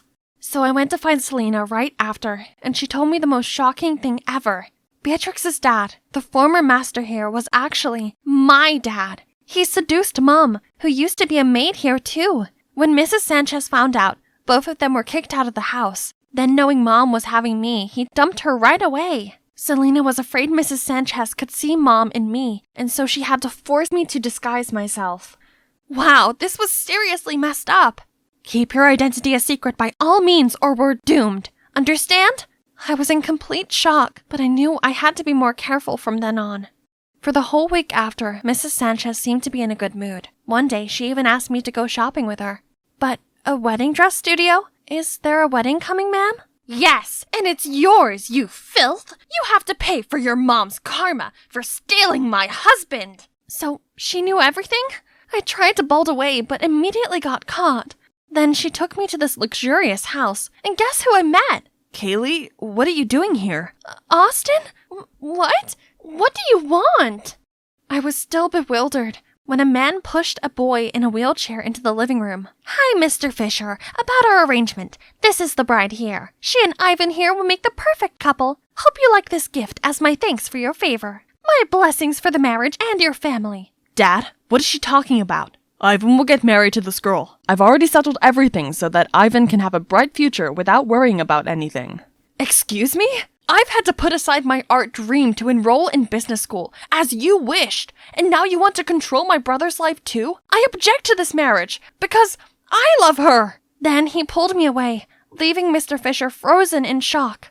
Kaylee, I'm so sorry you had to meet my dad in such an awful way. I promise to never let anyone treat you like this again. No worries. I have to thank you instead. Your words really woke up the courage in me. Austin offered to help me talk things out, but it's time for me to fight for my own good. I came back home to see Mrs. Sanchez flying into a rage. How dare you bring your face back into this house? You cruel woman! I will not marry someone else just to pay off your debt! Right at that moment, Selena walked in, and she literally turned into a bull. How dare you do that to my child? I had to stop her from lunging towards Mrs. Sanchez. So how about what you all have done to me? Do you know what I've been through all these years? Her mom stole my husband, and you just expect me to put it aside? Then she collapsed and burst into tears. Suddenly, I felt bad for her. I'm sorry for everything that happened to you, but it doesn't mean you have to punish yourself with it, or grant yourself the right to dictate others like that. She owes you nothing, and you have no right to control others' lives. Right after that, Selena and I packed our stuff and left the house. Walking through that door, we felt more free than ever before. After all that drama, it took us some time to get our lives back on track. From all the money Selena had saved working as a maid, she was able to open her own bakery and take back control of our lives. And so do I. Finally, I'm back to my princess style. But after all those craziest things happened, something never changed. Oh my god, we're half-sisters! Yay! My mom said she felt so guilty about what happened, but asked me to keep it a secret. Oops. And about that guy, you ask?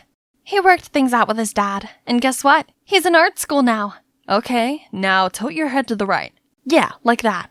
Gosh, that dress makes you look like a fairy princess. Who dare to make a princess stay still like a statue for more than 1 hour? Huh? The charming artist? Shh, it's almost done. I beg your pardon. I was walking through the forest when a scream startled me. A man running in horror from a pack of wolves. I quickly howled at them, then crouched down. Distracted, the wolves stopped, left the guy, and cautiously sniffed their way over to me. Hey girl, run away! Shush! After deciding I was no threat, they wagged their tails and started licking my face. Aren't you scared? Not at all. People often misunderstand wolves. This isn't Little Red Riding Hood. They're not actually grandma eaters. Come and make new friends, buddy. Hi, my name's Winona, an 18-year-old Native American living on the Blackfeet Reservation with my mom. And I'm about to tell you the craziest story of my life. After the wolves left, I helped the guy find a place to clean his wound and told him more about the wolves. So you're a Blackfoot born and bred? It's my first time meeting a Native American. How about you? What brings you here, city boy? I'm actually a pianist wandering here for inspiration. Have you found it yet? Or did you almost lose yourself just then? Inspiration's hard to find, especially when you're a theater pianist. What? A theater pianist. I work at Winter Garden. In New York? Wow, it's my dream to be a Broadway musical actress. Actually, my theater's looking for a stage crew. You could start from there and I'll find ways to introduce you to the right people. I couldn't let such a once-in-a-lifetime opportunity slide. But the thing is, my mom absolutely resents theater arts and forbids me to even mention it. So, I gotta devise a plan. I brought Luke home for lunch. Mom was so welcoming and even prepared a great banquet. So, Luke, right? What brings you to Montana? I'm doing a research paper for school. I'm in college. Oh, so you're around the same age as Winona. She's recently finished high school. I know, and if it wasn't for Winona, I'd be dead by now. So I was thinking, if it's okay with you, I'd like to invite her to college with me. That's nice of you. But what are you studying? Hotel management. Mom, I thought I could give it a try too. But honey, you said you wanted to take a gap year. I just didn't want to try college alone. But now I've met Luke, it'll be different. Mrs. Ryder, I promise I'll take good care of her. Mom smiled, then nodded. Yes! Mission accomplished! Oh man, look at how crazy the streets of New York are. Thankfully, Luke arranged a small place just a few blocks away from the theater for me. And the following day, he landed me a staff member job to get me used to the theater scene first. It's not easy, especially working for a grumpy director with a zillion demands. Hey, you! Yes, you cleaning lady! Out of the way! But just being here this close to the stage is incredible, right? One day, on set for Mr. Killorn's new play, he started yelling and throwing papers everywhere. Curious, I picked up the script and saw a line written in Blackfoot. Ketzikakumen? I love you? Mr. Killorn suddenly noticed me. Oops, I must have said it too loud. How did you learn to speak Blackfoot? My mom taught me. Oh, I live in the Blackfeet Reservation. Interesting. You know what? You're cast for the leading role in this play. Go and meet Jade, the coach here at the theater studio. She'll instruct you further. I froze on the spot and couldn't believe what had just happened until Luke appeared, bowed to the director, and pulled me out of there. Am I finally living my dream now? Here it is, the studio from the business card. Huh? Are they shooing a coyote? This stupid guy was waving his umbrella at the snarling animal. I tried to tell everyone to back up, but no one heard my tiny voice until the guy next to me suddenly spoke up. Everyone, back up!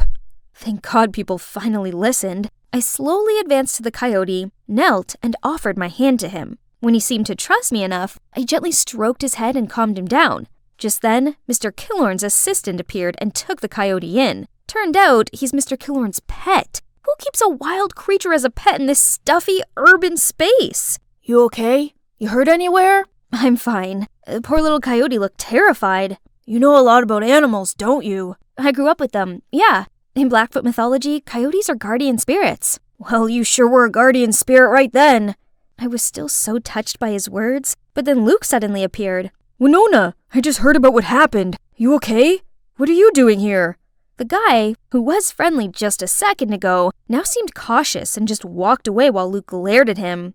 I'm fine. You should stay away from him. Luke doesn't seem to like that guy. Something weird is going on between these two. I went and met Jade, our coach. She told me about the role and introduced me to Nathan, my actor partner, which happened to be the guy I just met.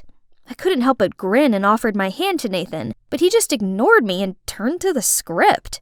Hello? Am I just a stranger danger now? We then tried the opening act, but since it was my first time being on a turntable, I took the wrong step and fell over. Nathan!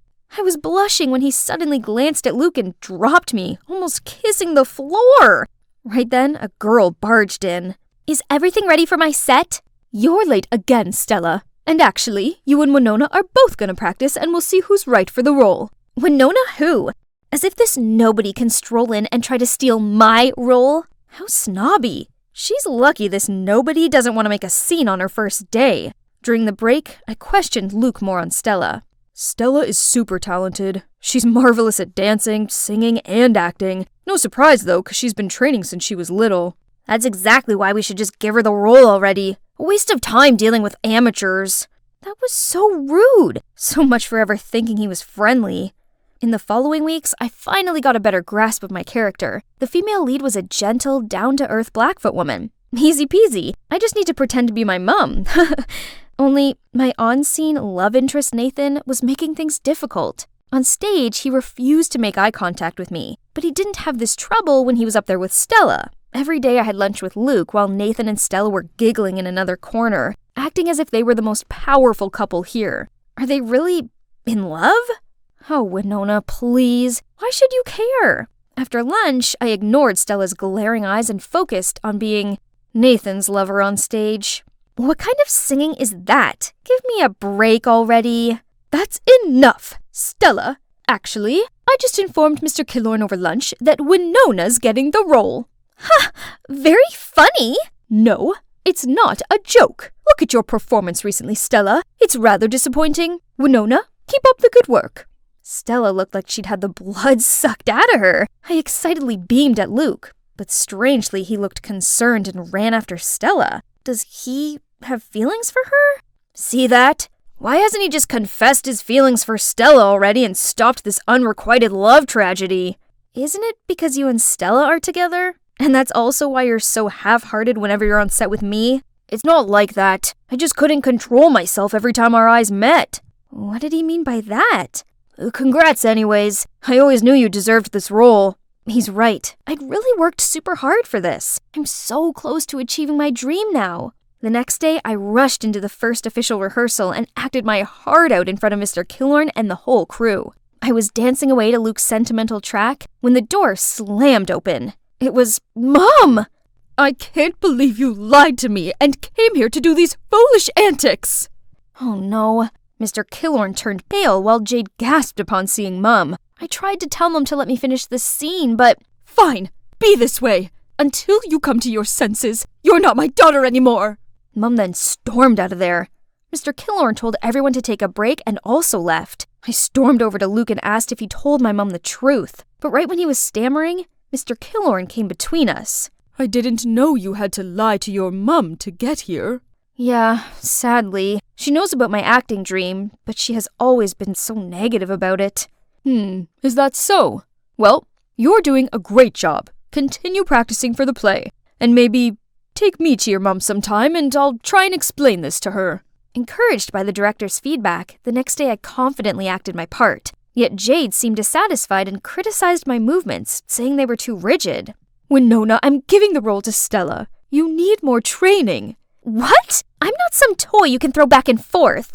Was it all just a show to get me and her to pit against each other? What was that about? Why the change? You're not qualified. Go back to your mother. What has this to do with my mother? I didn't know what was going on, but I was sure of one thing. I needed to prove myself, so I stayed at the studio practicing, swinging and swaying my soul away under the studio light until I accidentally sprained my ankle. Right then, Nathan came out and helped me up. Why are you still here? I saw you stay, so I thought I'd stick around for a little longer. As he spoke, he gently pressed an ice bag on my ankle. I felt the butterflies flapping in my stomach, but suddenly remembered his attitude before and pushed him away. Ready to stand up, just to fall into his embrace again. You must think I'm so hot and cold, but I just didn't want Luke to misunderstand anything. What do you mean? We're just friends. And what's up with you and Luke? Then he told me how he and Stella were the best of friends back at acting school until Luke appeared. Luke was instantly attracted to Stella and asked Nathan to set them up. Nathan, of course, happily agreed. However, the next day Stella suddenly expressed her feelings for Nathan right in front of Luke. Luke didn't take it too well and thought I was messing with him. He's resented me ever since. So, you and Stella are just friends? We are. Stella might appear childish, but she's good-natured. She's dealing with a lot inside. I've just been watching over her. But right now, she's gonna have to learn to stand on her own since I think I've met my guardian spirit. His guardian spirit? We were so close, I swear we were almost kissing. But I quickly pulled away, saying I gotta go practice. The final rehearsal is my only chance to get my role back now. I showed up just as a substitute today, but when everybody was ready to rehearse, the only person missing was Stella. No one seemed able to contact her, and the director was growing impatient. Jade had no other choice but to push me onto the stage. Luke didn't seem too happy with this replacement and suddenly played the piano much faster than expected. Flustered, I took a deep breath and let myself float naturally to his rhythm. During the intermission, I asked Luke what that was about. Drop it, Winona. I already knew. You got in here all thanks to your director, Dad, yet you fooled me with your little story. It's you who forced Stella away from her chosen role. Who's my dad? Mr. Killorn? Right then I was called for the next act. Still puzzled by what Luke said, I couldn't focus on my part with Nathan. Suddenly I heard Nathan scream my name and leapt to push me to the side. I fell on the floor and saw the massive chandelier land on Nathan. Everybody rushed to check on us, and among the crowd came, Mom? We were all waiting for the doctor to check on Nathan when Luke suddenly spoke out. I'm sorry for what I said, but Jade told me Mr. Killorn is your dad, and you guys forced Stella to drop her role. Mr. Killorn and I both gave Mom astounded eyes. Winona's my daughter? That's right, Andrew. But don't worry, as soon as Nathan's recovered, I'll bring Winona back home and will not bother you and Jade again. No, you've got it all wrong. Why didn't you tell me about our daughter? Jade said if I told you, she would harm Winona. Wait, does this have anything to do with the accident? 'Cause right before the act, I saw Jade talking to a crew member who set up the stage for Nathan and Winona. I'll get this looked into at once. So, this play about Andrew and a Blackfoot woman falling in love, is it about you and Mom? Mr. Killorn didn't reply, but looked at Mom tenderly, and she burst out crying. Right then, the doctor came out, saying we could visit Nathan. Luke quickly pulled me aside, leaving the adults there. How are you feeling? Any discomfort? You're not mad at me anymore? Yeah, sorry for being a jerk. It's alright, dude. Go find Stella before she leaves. She said she was sick of being thrown around. She's taking a leave to reassess a few things. But why me? Aren't you? We're just friends. How many times do I have to tell you? Luke didn't even wait for Nathan to finish and rushed out of there. I wished them a happy ending. And it's indeed happy endings all round. Not only for Luke and Stella, who are now officially an item, but also for Mom and Mr. Killorn. Or should I say Dad? Our family has finally reunited. On the other hand, Jade vanished as soon as her schemes were out in the open. Turns out, all of this was because she'd been in love with my dad for years. So back when Mom was dating Dad, she told her lies about him to get her to leave. Furious that both Mom and I were back, she decided to make us go for good. Dad helped me get a spot in the theater academy in New York, but he misses Mom lots, so always makes excuses to bring me and Nathan back to Montana. You guys need more inspiration, right? New York's just all hustle and bustle. So, how about we move the studio back here? Nathan, what do you think? I don't know, but wherever you are, that's where I'll be. I was skipping to the kitchen to see the apple bag Dad had prepared for my school picnic. Aw, how thoughtful of him. I excitedly took a bite, but it tasted like it had been left to rot for a decade. I frantically checked the bag and saw this was not the only bad one. Dad! Hey, I'm Doris, and things like this are an everyday occurrence for me. My dad's clumsy and colorblind, two contributing factors that sure make life interesting. Since Mom passed away, I had to watch him like a hawk, else you betcha he'd mess stuff up. One time he roasted a turkey, but it was so raw as if it would jump off the plate and run around the house. And on my last birthday, he got me a pair of mittens with one bright orange and one neon green. I reluctantly tried them on, looking like a clown while people burst out laughing. Despite all that, he's still an awesome dad in my eyes. A super talented artist with incredible artwork, provided he lets me label the paint colors. And also a really big supporter of my dream. From the first time he helped me skate on the lake, I knew it was my life's calling. If I can be an artist, even though I'm colorblind, how can just a few bumps stop you from being a figure skater? Bravo. I'll definitely give him a 100, except that he does have one bonkers rule. No dating until I'm 18. Whatever, it's not like I gave boys much thought. The only boy I spoke to was my neighbor, Ben, and Dad seemed to like him. That kid's pretty good. He likes drawing and artists are caring people, just like me. And he seems to not attracted to girls either. I'm not sure about that, but it's true that we can never be a couple. His mushy manner is definitely not my type. Anyway, it's super fun having him as a friend. Since we were little, Ben always went along with anything I asked, from drawing me a unicorn picture from my room, giving me his only ice pop, to more exciting things, such as knocks and runs, and covering the neighbor's car in toilet paper. And now, he always escorts me to my skating practice a few towns away, and just sits there scribbling something until I finish. This whole month I've been practicing so hard for the upcoming big competition in town. I'm gonna bring a medal home.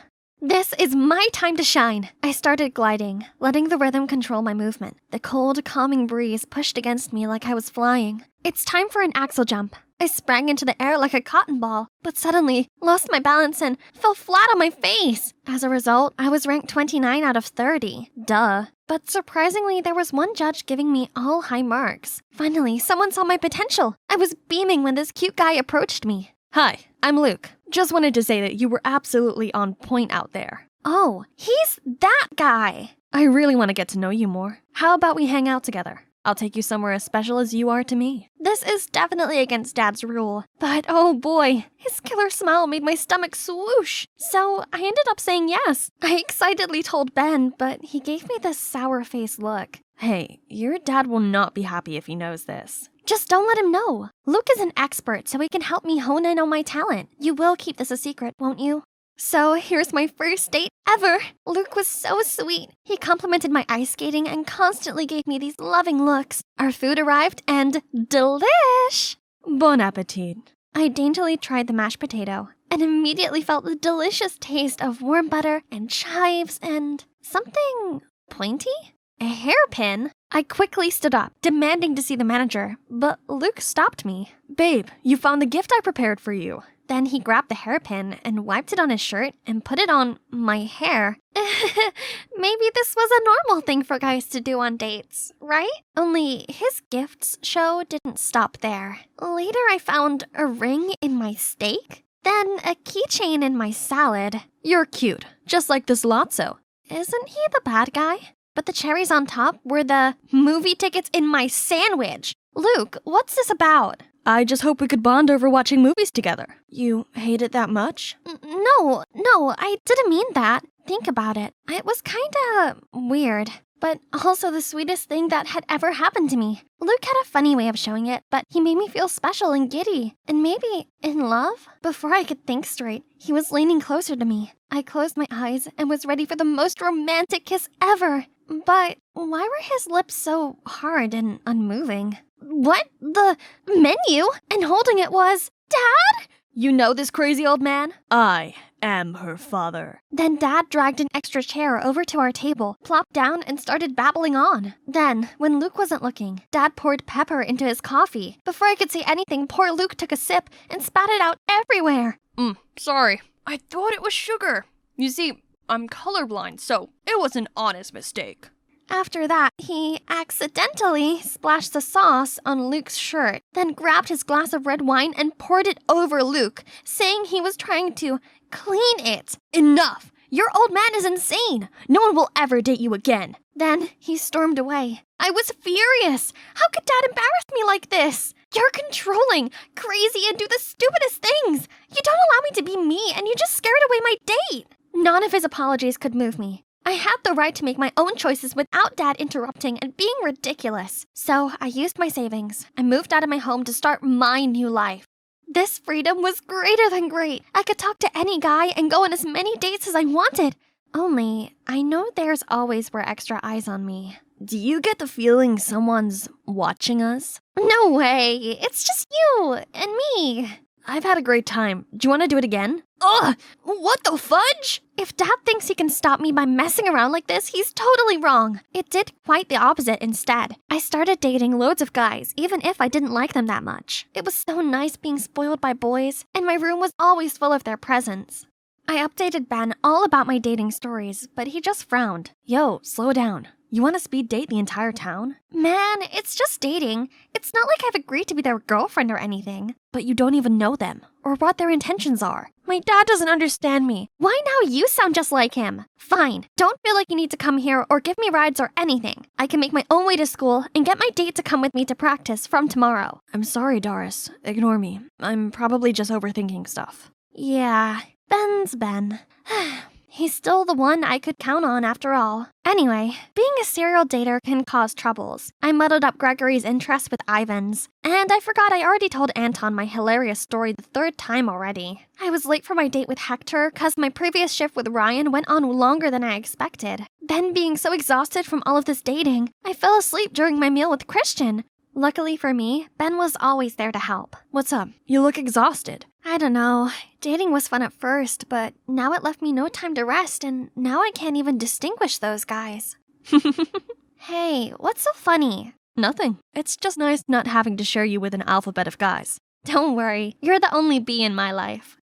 One day after school, a group of boys surrounded me and started accusing me of being a cheater. Hey, it wasn't like I was anyone's girlfriend, so it wasn't classed as cheating. I'm still single, so I can go on many dates as I can. Only, my outburst seemed to make them even angrier, as all these guys shouted at me. A cop walked over. Hang on, is that Dad? Hey, you boys stop bothering this young lady right now. I just finished a karate class already. I'll give you a piece of my mind. See? Hi-ya! Hi-ya! What a bunch of weirdos. Thank God Dad came here on time to save me. But it's such a shame that he saw I was a helpless failure at everything. So my shame became rage. Who asked you to show up in magazine? Quit bugging me with all your nonsense. I can handle this myself. When I returned to my apartment, Ben was sitting there waiting for me. Overwhelmed with everything, I burst into tears. He pulled me into an embrace, and I instantly felt better. But then... Doris, stop with the games and just go home. Games? This isn't a game. This is my life.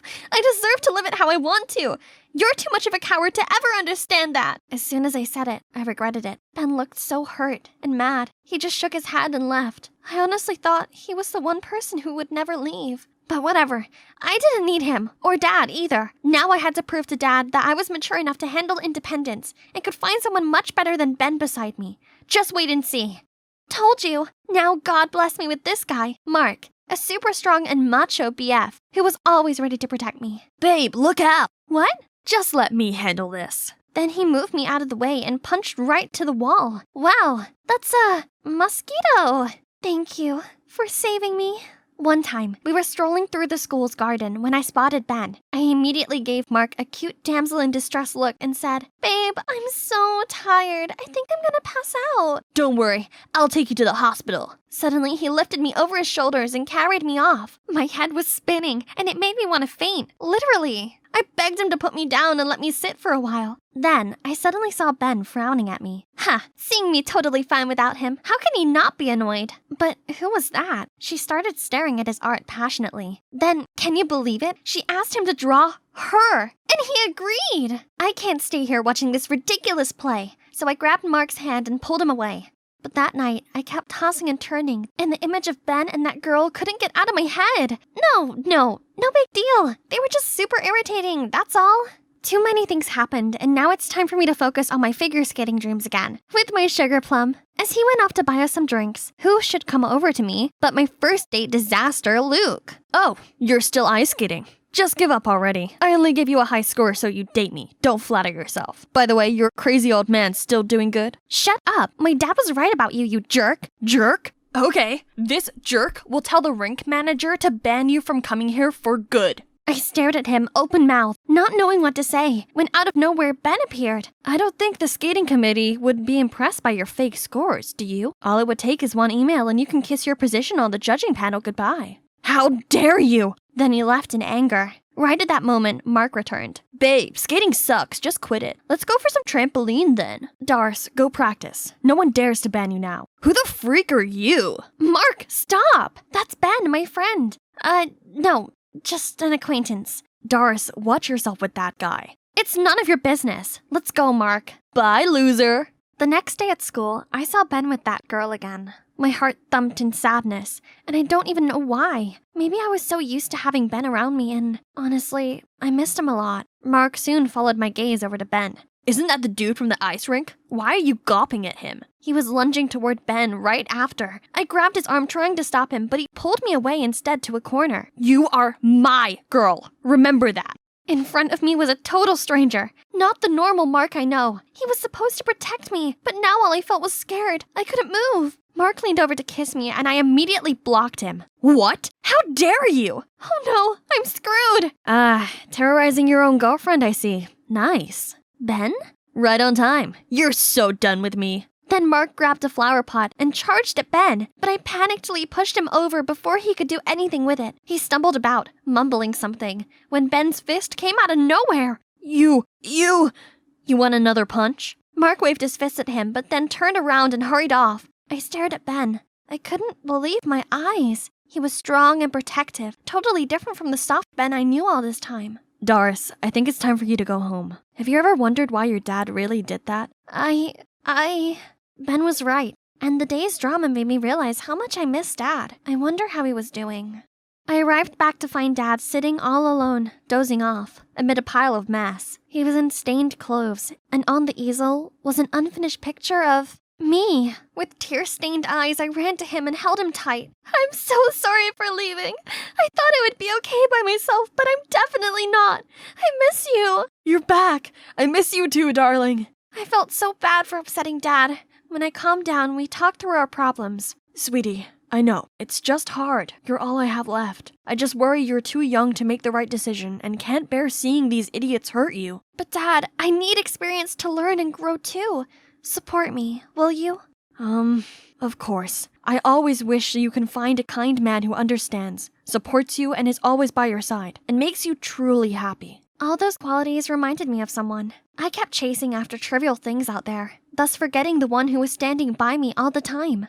So I immediately went to find him. Hey, Ben. Oh, hey. You'll be pleased to know I've moved back in with Dad. Yeah, that is good news. Look, Ben, I'm sorry. I've been an idiot. I took you for granted, and now I feel very bad for this. I, was wondering if you'll take me to practice tomorrow? I'll think about it. And I didn't expect to see you confronting a tough guy like Mark. You're not just a timid, arty type, are you? Who says I'm timid? I'm only like that when I'm with you 'cause it makes you happy. I'm actually fully capable of looking after myself. And, you. Finally, back in my natural habitat. Now these city kids could see what I'm capable of. Behold, my big, beautiful flame. They were in awe of my skill. When suddenly, the fun was put to an end by some overreacting teachers. They started yelling at me, saying there's a rule against fire. How could you call this a campsite if campfire is not even allowed? Fire making is an essential survival skill, y'all. These boring city people don't know a thing. Who needs all their rules anyway? I know I don't. Hi, I'm Nova, the fire hazard. And I didn't always live in the city. I spent the first 14 years of my life on the road. Our family used to travel the country in our RV. We never stayed any place more than a couple of months. We foraged for food and slept under the stars. But my world was flipped upside down when my parents decided to divorce. My mom wanted to settle down, and my dad would continue life on the road. I begged to go with Dad, but Mom had custody of me. I'd love to stay with you, my little birdie, but I have to go. No cage can hold me for too long. At that moment, I promised myself I would break free and spread my wings too. My mom and I then settled into a small 2-bedroom apartment in Savannah, Georgia, where we were greeted by our neighbors, Brenda Foster, a middle school teacher, and her son, Scott, who I'd soon be attending school with. Mrs. Foster was really friendly, but from the moment I met Scott, I knew we wouldn't get along. City people were always grumpy and glued to their cell phones. Mom had to work 2 jobs just to make ends meet, accountant by day, Burger King employee by night. Her colorful wardrobe was replaced with dull uniforms, and all we ate now was fast food. I still kept a sheer hope that one day, when Mom makes enough money, we will hit the road again soon, but no, this is going to be our forever home. Things might be hard for you at first, but trust me, it'll be good for you in the long run. That sounds like she wants my life to be this boring and stuffy for all eternity. Then came school. There were tons of rules, and every moment of our day was scheduled. In just one morning, I got in trouble for going to the bathroom and for eating my lunch. And on top of that, every teacher complained about my penmanship and spelling. But things were worse when I was among other kids. I could hear their whispers everywhere I went. One girl even came up to me and asked why I wore weird hippie clothes. My clothes aren't weird, you are! Even when some of them invited me to sit with them at lunch, I felt like an outsider. Anyone down for some pink drinks after school? Not me. I'm saving up for the Eras tour. Count me in!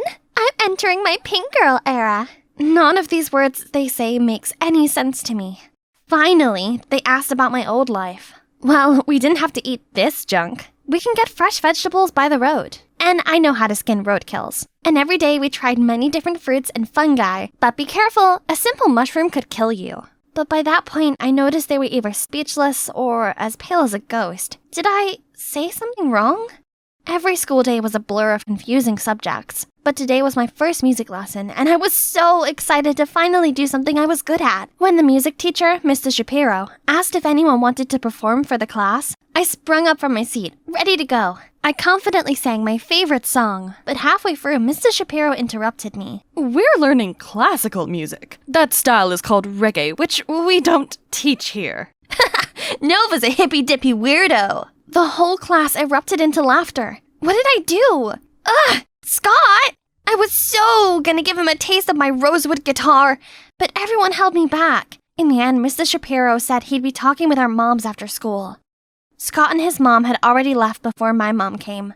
Mr. Shapiro told her that I was a violent hothead who always dressed inappropriately. I waited for my mom to defend me, but she simply apologized. I'll talk to her about this later. Please excuse her behavior. She has never been to school before. Who was this woman and what had she done to my mother? Later, I told my mom how terrible school was. The constant staring and teasing, the way that everyone seemed to be a little afraid of me. Contrary to my expectations, she told me I should try harder to blend in, and she even had bought me normal clothes for school. Mom, clothes are my self-expression. I'm not changing just to fit in. What happened to you? Didn't you teach me to be myself? I did, but now I need you to blend in so you can make friends. I had to leave before bursting into tears. I couldn't stay in the stuffy apartment any longer, so I went out the window, climbed down the fire escape, and just ran away. But at one point, I realized I didn't know where to go, so I wandered around until I bumped into the Fosters, who insisted on walking me back home. Strangely, Scott seemed less annoying now, and kept looking awkwardly at me the whole way home. My mom was clearly surprised to see me when she opened the door. I felt like a joke, because she hasn't even noticed my rebellious great escape. I couldn't sleep that night. After thinking it over, I came to the conclusion that I could get my old life back if I found my dad. If only I knew how. The next morning at school, I went looking for the tools I needed to find my dad. Compass, flashlight, map. Scott? What are you up to in there? You first. I wanted to apologize for what happened in music class yesterday. Your turn. I'm gathering what I need to go find my dad, and there's nothing you can do to stop me. Stop you? It looks like you need help. Those things may have helped you hundreds of years ago, but these days we just use the internet. I didn't want Scott's help, but maybe he was right. I had no clue where to start, and I could hardly even figure out how to use my cell phone. Maybe I need a little help to learn about the internet. Follow me. Scott spent that afternoon teaching me the basics of the internet. He also asked about my old life, and I found myself telling him everything. All the things I missed and hated about this new life. To my surprise, he was understanding. His mother was a single mom too, and it had been years since he heard from his father. After that day, I thought I hated him a bit less. About a week later, I felt like I was ready to start my search. Little did I know, Googling my dad's name would give me literally millions of results. I was about to give up when I saw some people looking for their dogs. That just gave me an idea. I printed as many flyers as the library would allow, and spent the next day putting them up around the neighborhood. I was surprised by a strange phone number. Hello? Yeah, hi. I just saw a clueless hippie wandering around and I think they matched the description you provided. I was over the moon by how quick I got a response. But then I saw Scott, half a block away, grinning at me with a cell phone in his hand. That internet thing you taught me is useless. Finding people is not that fast, even with the internet. Your best bet would be the database at the police station. Are you sure you... I didn't need to hear any more words and immediately flagged down a police car passing by. Over here, officer! The officer pulled over and rolled down his window. Morning, sir. Please take us to the station. What are you kids doing? Where are your parents? Well, I'm looking for my dad. I heard the officer speak into his intercom, saying he was bringing a lost child back to the station. Well, that's not what I meant, but whatever does the job, I guess. As he led me into the back of the car, I remembered. Sir, he's with me. Should we bring him too? Correction, 2 lost kids. Scott was obviously stunned as the police officer escorted us into his car. It's hilarious. Of course, I need my sidekick with me to help me find that database thingy. Shortly after arriving at the station, the officer left the room to get us some water. As soon as the door closed behind him, I sprung into action. I had to look in every corner, but Scott wasn't helping. Come help me. Where could that database thingy be in this room? What? No, dummy, it's in here. Then he jumped to the computer and did some clicking. Type your dad's name here. Keep an eye out. In an instant, a file with my dad's info came up. I printed it out and sprinted home before the ink could dry. My heart was pounding as I dialed my dad's number. Hey, yo! Dad, it's so good to hear your voice. Who is this? It's me, Dad. Complete silence on the other end. Did I call the wrong number? It's me? Nova? Nova! Glad to hear from you. Guess what, kid? I've been up to all kinds of adventures. Then he talked to me about his amazing trips that I would have loved to be on. Then I asked where he was so I could go find him. I live in the moment, my little birdie. I go where the road takes me. Please, Dad, let me tag along. Okay, meet me at the exit of the interstate at 10 p.m. tomorrow. He ended the call before I could say anything else. I felt the sudden urge to cry for some reason. They must be happy tears. I was finally seeing my dad again. But how could I get there? Maybe my sidekick Scott could help me. If he had made it back from the police station. Oopsies! I ran to Scott's apartment, and to my surprise, he answered the door. Hey, how did you get home? Once I explained to the officer that you were just a little eccentric, he let me go. I'm sorry I left you there. I wasn't really thinking. Oh, I spoke to my dad, and he's picking me up tomorrow night. So, I need your help to get to the highway. The highway? What kind of parent asks his 14-year-old to meet him at the highway at night? Did he even ask you how you were doing? Or your mom? He clearly doesn't care at all. Wait, yeah, he really didn't ask. But Dad probably was just busy. We can talk all about it tomorrow when we meet anyway. How dare Scott think ill of him? What do you know about my dad? He's a free spirit, and I should be traveling with him. Life's all about being spontaneous. My mom doesn't even understand it anymore, so I don't expect you to. But if you don't want to help me, fine. I'll figure it out myself. Then I stormed off. The night after, I was struggling with Google Maps. My phone was suddenly snatched out of my hand. I'll take you there. You might get lost if you go alone.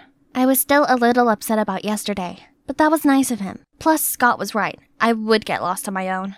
We arrived early and waited. The hours dragged by, so I called Dad several times but no answer. When I saw it was past 11 p.m., my call finally came through. Oh man, you were there now? Our bus passed Savannah a while ago. We're having a grand party. You should see. Oh, well, maybe we'll cross paths again soon. Bye, little birdie. He hung up right away. I noticed Scott watched me for a reaction, but I couldn't hold it in and burst into tears. Scott got us on the bus to go home. I was sobbing the entire way and couldn't talk through all the tears. Eventually, Scott spoke up. When my parents divorced, I spent a lot of time being mad at my mom too. I couldn't understand why she didn't make my dad stay. But she did try to, right? Nope, she just accepted it. And I eventually realized that she wasn't weak like I had thought. She chose to stay to make sure my life was normal. Leaving would have been easy. And what she did, keeping the lights on, actually took a lot more strength. What Scott said sounded surprisingly mature. After that, we sat in silence for a while. I understood what Scott was saying, but I didn't think it applied to my case. My mom was just not the person she used to be. We arrived home very late. Before we parted, Scott said, "Why don't you ask your mom why she decided to settle down here? Kids don't always understand why parents do certain things. Maybe you should hear her out." I nodded and took a deep breath before opening the door. My mom was on the phone with the cops, and as soon as she saw me, she ran to give me the biggest hug I had gotten in a long time. She asked me where I'd been, and I told her everything. How I tried to find Dad, how he stood me up, and things Scott said earlier. She listened to me attentively, then said what Dad did was terrible, but not exactly out of character. You know how we stopped by a town from time to time? Working temporary jobs like waiting tables and washing cars, right? What you didn't know is that your father always messed up and got fired a few days after he started. So he decided that he'd look after you while I worked. I didn't realize how hard Mom had always been working while me and Dad were just carelessly having fun. Then I asked why she chose that life in the first place. When I met him, I was working a 9-to-5 job that I hated, while your dad was all about, the world is a book, traveling makes you a storyteller. Of course, that sounded fascinating, so I quit my job and set myself free on the RV we bought. But why did you decide to settle down after all these years? After having you, I realized our wandering life wasn't a good environment for a kid. I was worried you'd have a hard time once you got older, especially because your dad wasn't being helpful and was only being a bad example for you. Besides, homeschooling is difficult. We aren't teachers. You deserve to grow up in a stable home, have friends your age, and create deep connections with them. I got you two, and people we met from all over the country. That's not enough, honey. I thought I should give you a normal life while you're still young. You'll be better prepared to make your own decisions later as an adult. It was unfair to you, because you didn't choose that life. We did. The resentment I had towards my mom melted away. In its place was a profound gratitude for all that she sacrificed. I wasn't good with words, so I told her that the best way I could. Do you miss our old life? Well, yes, but for now, you're my #1 priority. After the hurt's gone, it was time to heal. I tried to focus on my lessons and learn the rules. My mom even helped me pick out clothes that were more appropriate for school, but still felt like me. I tried my best to enjoy the same movies as other kids and learned to play their favorite songs on my guitar. Soon enough, they became my new friends.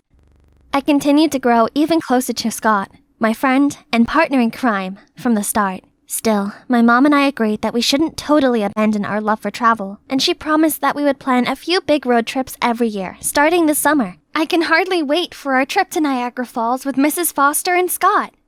My precious Sunday is ruined because of my not-so-precious sister, Emma, who insisted on dragging me to church for some sister time. We walked in to see the priest rushing over. Welcome in. You must be our new member, Janet. Whoa! Just then, the holy statues nearby all fell over and shattered to pieces. It's a bad omen. She's a jinx. No! You devil! Get out of here! Yep, that's me. You're probably wondering how I ended up in this situation. Hi, my name's Janet. If you think I'm a jinx too, you're seriously wrong, because animators, rewind that last scene. Pause it right there, and... see that? That's my sister, Emma. And fast forward a bit more. Pan over, please. There. That right there is the ringmaster behind my so-called bad luck. You must be wondering why I hadn't exposed Emma that day. It's because everyone is fooled by her naive Cinderella look and never believed how a living angel could do such mischievous deeds. But the truth is, she's the devil. She did everything to make me look like a walking disaster everywhere I go. But who am I, huh? That night, to get back at Emma, I hid under the bed till she was sound asleep, wrapped my icy cold hands around her ankles, jumped out from under the bed, and boo! Emma screamed through the roof, and our parents walked into the room worried just to see me laughing hysterically. Right then, the police on patrol also barged in, thinking something real wrong went on in our house. We ended up spending the night trying to explain to them nothing happened, and they finally left. Do you know how many sleepless nights we've had just because of you girls' petty fights? That's it. I'm signing you both up to join a community farm from tomorrow. What? But Dad, I can't live amongst animals and dirt. For once, I agree with Emma. There's no way I'm going there. You're not going back till you learn to live with each other. Living with Emma 24/7? I'd much rather be the jinx now. So the next morning, Mom and Dad drove us to the farm to live off the land and bond together.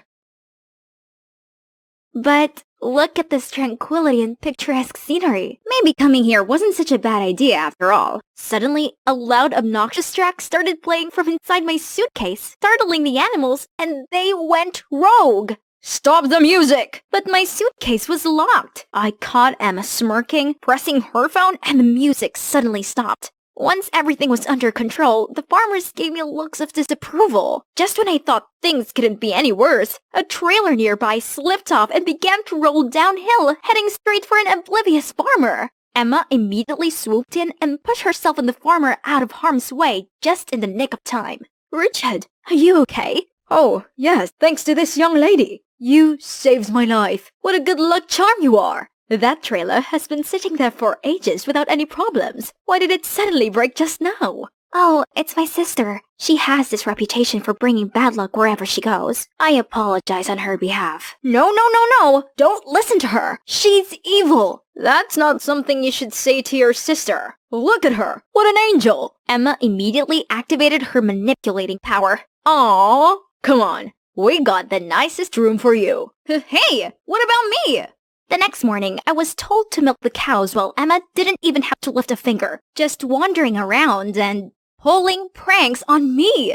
In a panic, a guy appeared and helped me out. What happened here? The hoses are all snipped off. I'm so sorry about that. It's my sister's stupid prank to get me to look like bad luck. Interesting. Oh well, we'll hand milk the cows until we get them replaced.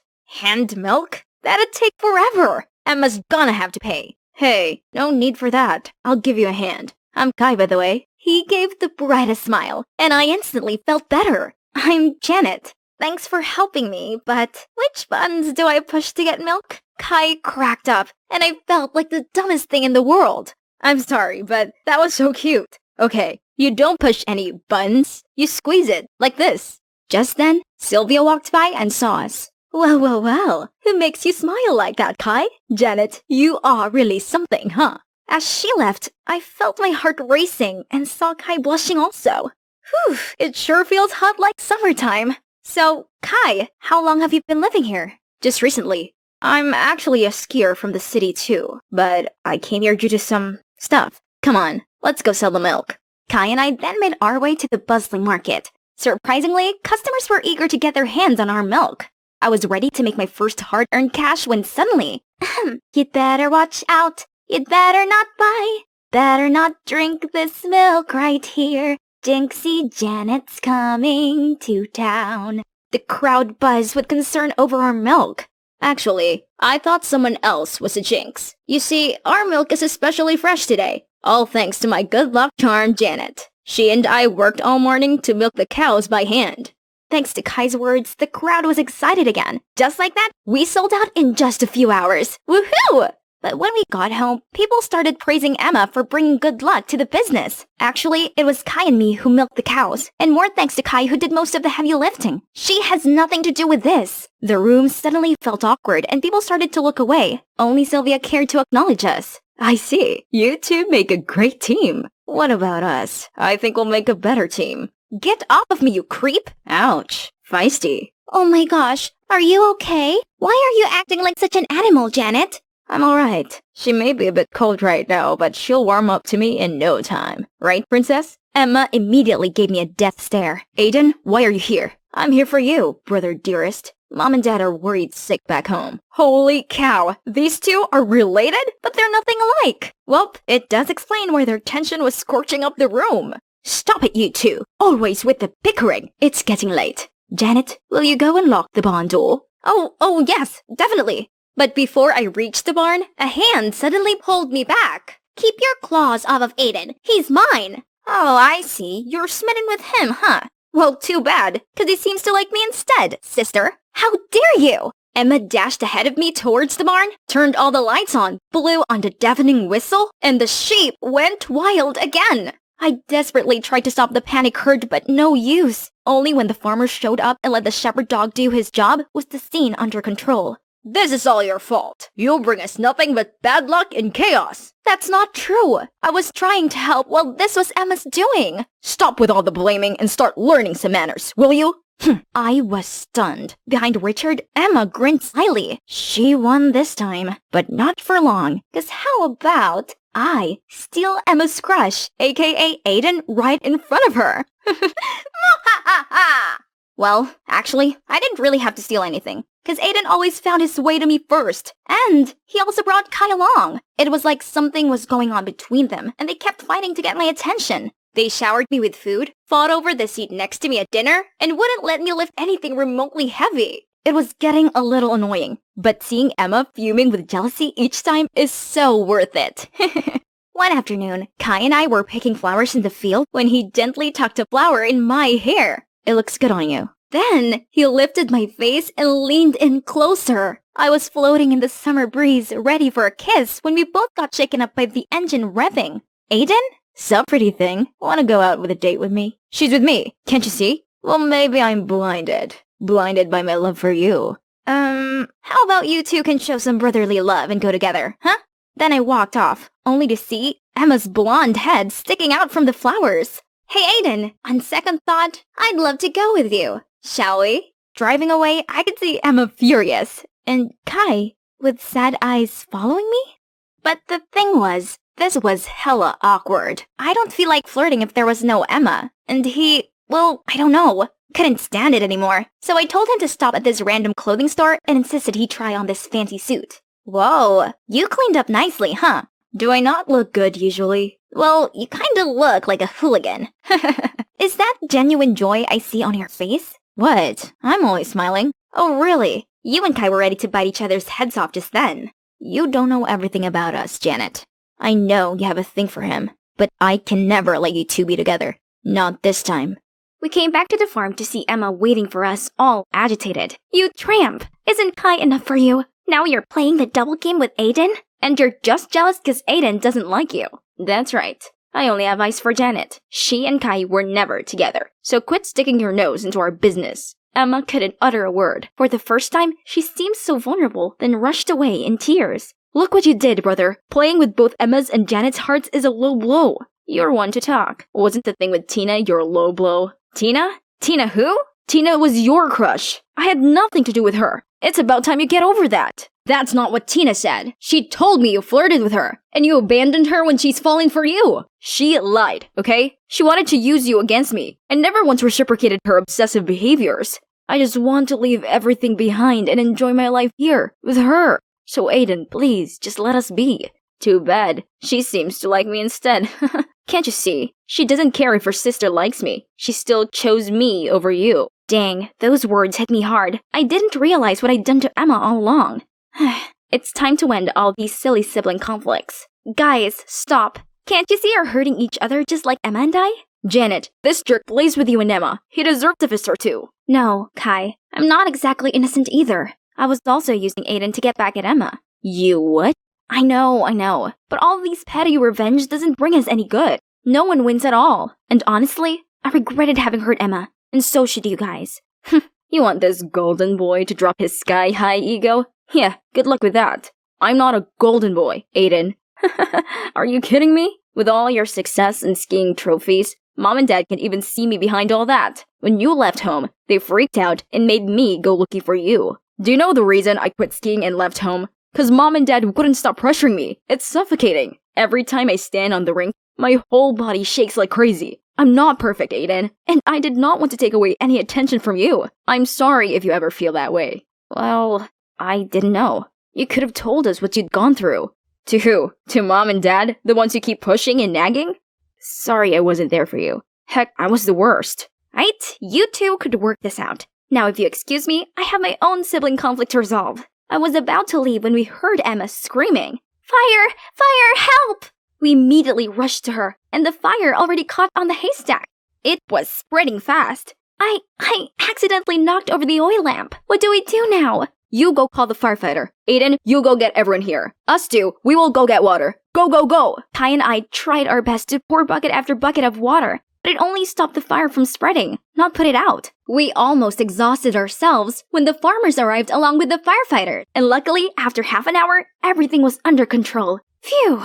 But then, the farmers started surrounding me. It was because of you, isn't it? Every time incidents happen, you're always on the scene. Coincident? I think not. There we go again. But this time, I'm too beat up to even say anything. Then, there was Emma, petrified in fear, so I used every last effort to stand up. That's right, I knocked over the oil lamp and caused this fire. What are you doing? It's okay, I'm used to this. No, it was my fault. Janet's just trying to take the fall. In fact, this whole time, I was the one doing all the damage and blaming it on Janet. Was this for real? Emma standing up for me? You? Is this some kind of childish joke? You could have really harmed everyone here. This is our life work, not your girls' playground. I'm truly sorry. That's it. Tomorrow morning, you'll have to leave here for good. Both of you. We had no choice but to call our parents to pick us up. Meanwhile, I gotta pack my stuff. Hey, I know I've been mean to you since forever, so why did you still take the blame for me? I'm just tired of petty fights. Besides, I feel bad for stealing Aiden away from you. I don't have any feelings for him, and I don't think he falls for me either. I just wanted to mess with you. I figured. I actually heard what you guys were talking about before, and it hit me hard. You know, I used to enjoy being the only child. Yeah, no kidding.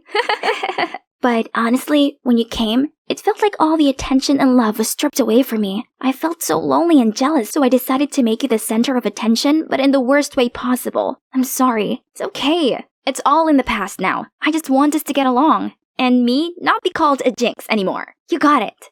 The next morning, our parents arrived all angry. We were so ready for a long-term grounding, but once they saw us holding hands, they were pleased. Honey, I think your plan worked. I knew it. You two can be little troublemakers, but deep down you still love each other. Come on, let's go home. Can we just wait for a few minutes? I don't want to leave without saying goodbye to Kai. But what took him so long? I gotta get going. Then Kai finally showed up. Wait up! I rushed out of the car and ran to give him a big hug. I thought you wouldn't come to say goodbye. How could I not? Especially when you forget the most important thing. Really? What is it? It's me, you silly. Oh, you're coming back to the city? Yes, I have a reason to be back now. To the city, to skiing, and what is it? It's you. Suddenly, a tree fell over right beside us and crashed the mailbox, causing all of the mail to fly out. You really are bad luck, aren't you? Hey, that tree was already rotten. And don't you think that it barely missing us means I'm good luck? I'm just kidding. Hey, welcome to my coffee booth at Felton High's Flea Market. Just a second, I need to add the finishing touches to this latte. Perfect. Guys, try this. It's the special drink that I came up with for our 2-month anniversary, which, FYI, is today. How romantic. What's the name of this drink? I think Patrick should name it. We can call that Paige's Vom. You know, because it reminds me of when we were 5 and you threw up in the back of my mom's car during our road trip. Stop! I'm not kidding. Me neither. It's one of my favorite memories, as that's when I fell deeply in love with you. Or how about, why is everything a joke to you? Just leave. We're done. I'm sorry about that. Let's start over. I'm Paige, and everyone calls me Perfect Paige because, well, everything about me is perfect. That must be thanks to my parents. My dad's a hospital director, and my mom's a university president.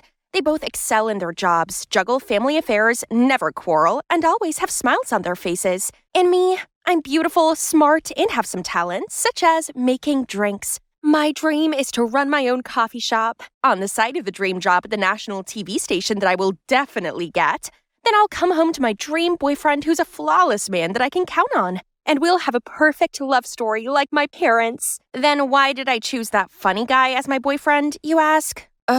Before he became my now ex, Patrick was a close friend since childhood. We lived in the same neighborhood, and it was my friend Doris's birthday, but she came up with a stupid condition that all the girls had to bring along a boy. Please? This sounded ridiculous, so I presumed it was a joke and showed up alone. Only everyone else had a +1 with them. Paige, you need to stop being so picky and give a guy a chance. How about your bestie Patrick?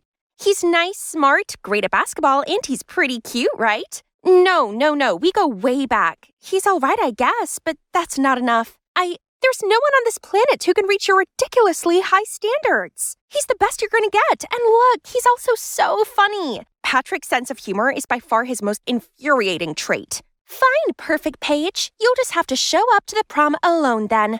And I doubt that's a perfect thing to do. I guess Doris's words played on my mind, because when Patrick walked me home, I blurted out, hey, if we're both single after we turn 17, then let's date. Then my perfect school year will end with a perfect prom night with my high school sweetheart, just like in a rom-com. Huh? Have you eaten too much frosting or something? No, of course not. I just can't possibly turn up to prom dateless. Oh, the outrage. As if anyone could ever dare to go to prom without a date. But I'm not just anyone. Such a humiliating thing would be a scratch on the diamond, which is me. Okay. I'll do whatever you want. Time passed by and I concentrated on my studies and my hobby. Then before I knew it, I turned 17 and still didn't have a boyfriend. I heard this strange noise coming from my balcony. Patrick? What is he doing with a rose in his mouth? Hey there, do you remember our oath once upon a time? Okay, fine. From today, I allow you to be my boyfriend. Go home and get ready. Tonight will be our first date. Wait, you serious? It's not a joke. Why are you always joking? All right. Where does my love want to go on our first date? So we started dating, and so far, so good. Seeing as he'd known me for years, he knew what I liked and what I was thinking. He never argued with me and just did what I asked. And best of all, everyone complimented us and said we were a match made in heaven. There was just one problem. Patrick's sense of humor was ruining the romantic vibe. So that brings us to the present and why I ended our relationship. Later that night, Patrick called and apologized, but I confirmed that the breakup was still on as I didn't want to cause strain to our friendship. He seemed pretty surprised by this, but Patrick being Patrick, he soon made light of it. Back to the friend zone. Alrighty. So, no need to pick up Paige every morning anymore. Nice. See you in math class. For some reason, I was a little sad that he'd agreed to do this so quickly, but it had just been a dumb fling anyway, right? But hang on, what about prom? I couldn't lose face with my friends, so I joined a dating app to continue the search for my Prince Charming. Ugh, too short, too nerdy, too glary. And after days of desperately swiping, I finally found a guy that caught my eye. I mean, I couldn't really see his face, but he had to be hot. I messaged him right away, and you know what? We got on so well and soon arranged a date. I fixed my hair one more time and walked over to him. Hello, you. Patrick? Surprise, my bae. I'm your perfect mystery partner. Patrick, I swear to God! How do you feel? Angry much, huh? Then now you know how my poor heart felt when you broke it to pieces. I was fuming, but Patrick kept up his annoying grin. So you're that starving for love? All right, I know your ideal type way too well. Let me find you a guy. You know, attractive boys tend to hang out in a herd. We'll see. You know, being handsome is only one thing on my list. The first candidate was this guy called Beavis, the basketball team captain. We started talking, and it went well enough for him to invite me to go watch his game. He even winked at me before he scored a perfect three-pointer. All the jealous glances turned to me. Looks like Patrick really found me a good deal. At first, this was kind of cool, but soon all of the love letters and gifts Beavis received got kind of grating. Worst of all, he accepted them all. He didn't seem to be faithful at all. Also, his grades really sucked, and he was always so sweaty. This first candidate is out. Next was Daniel, a cute genius who liked to invent things. I really love how passionate he looks when he's working on something. He's so talented. But he always showed up late to our date with the excuse there was some machine malfunction. His clothes were always stained with grease, and all he talked about was research. Oh, actually, I have zero idea what you're on about. You're so robotic.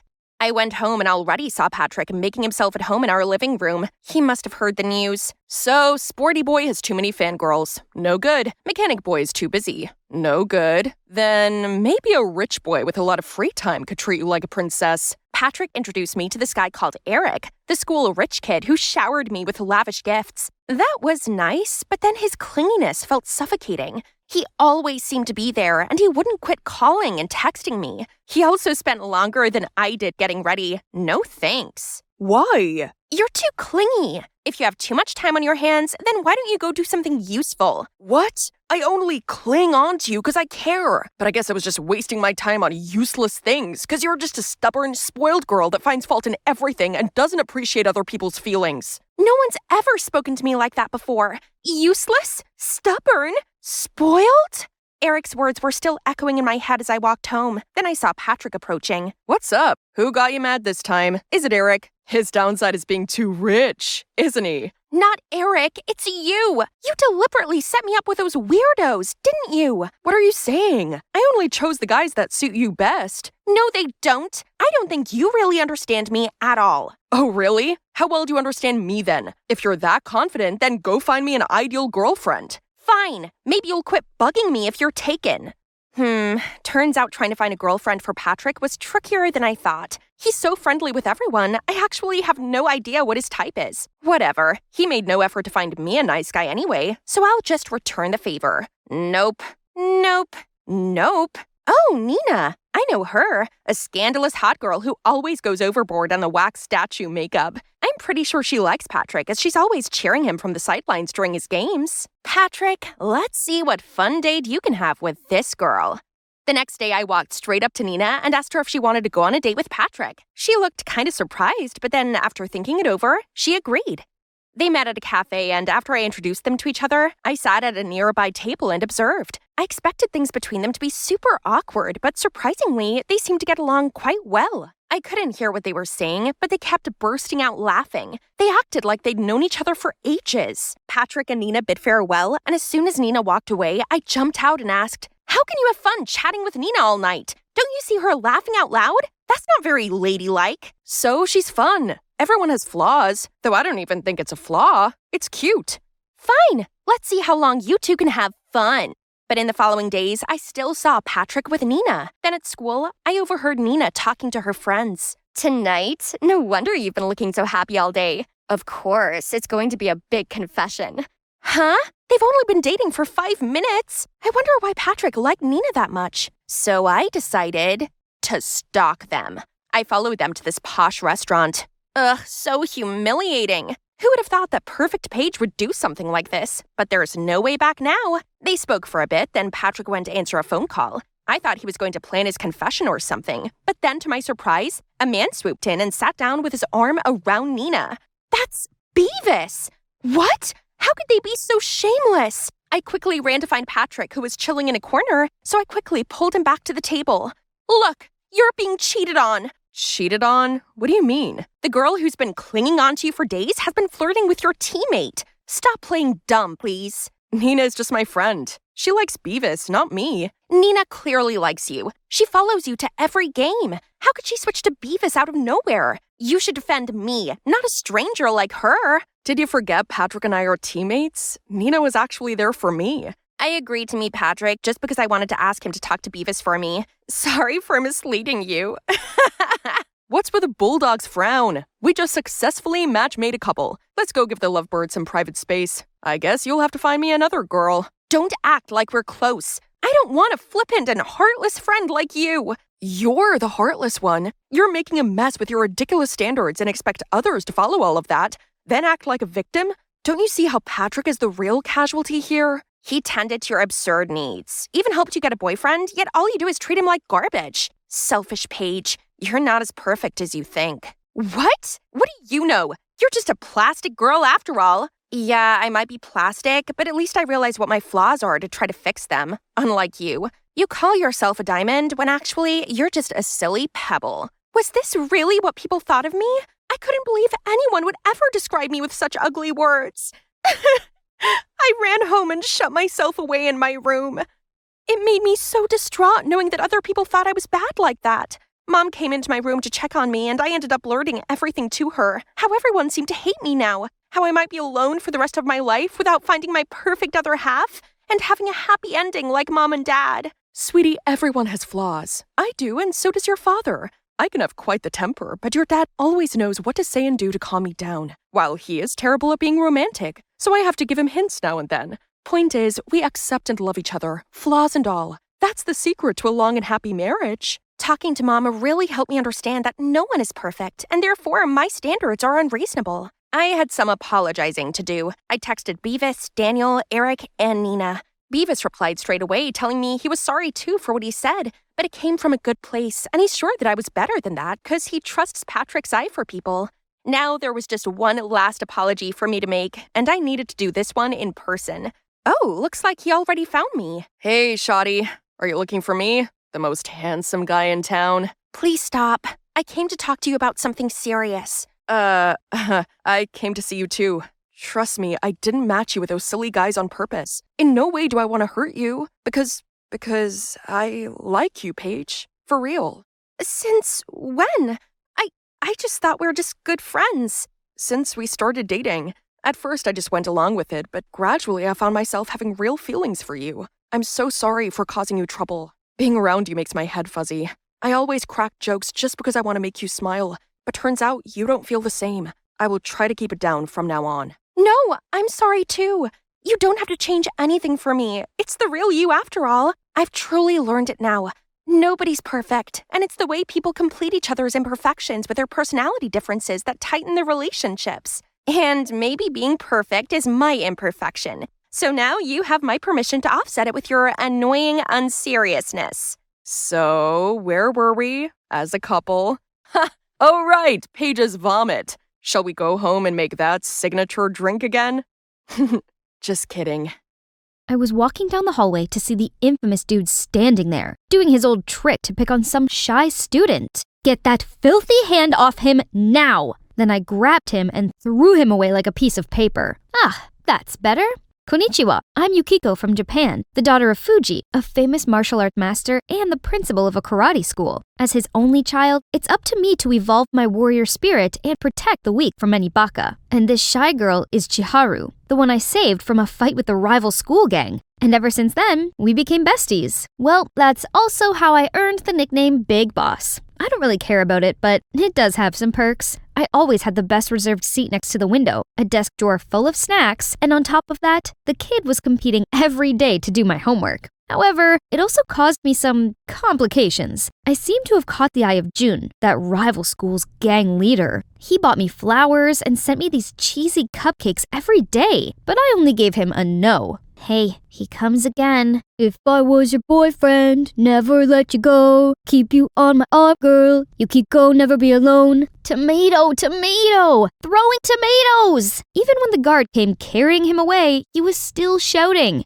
Yukiko Daisukuda! Gosh, he's such a bug.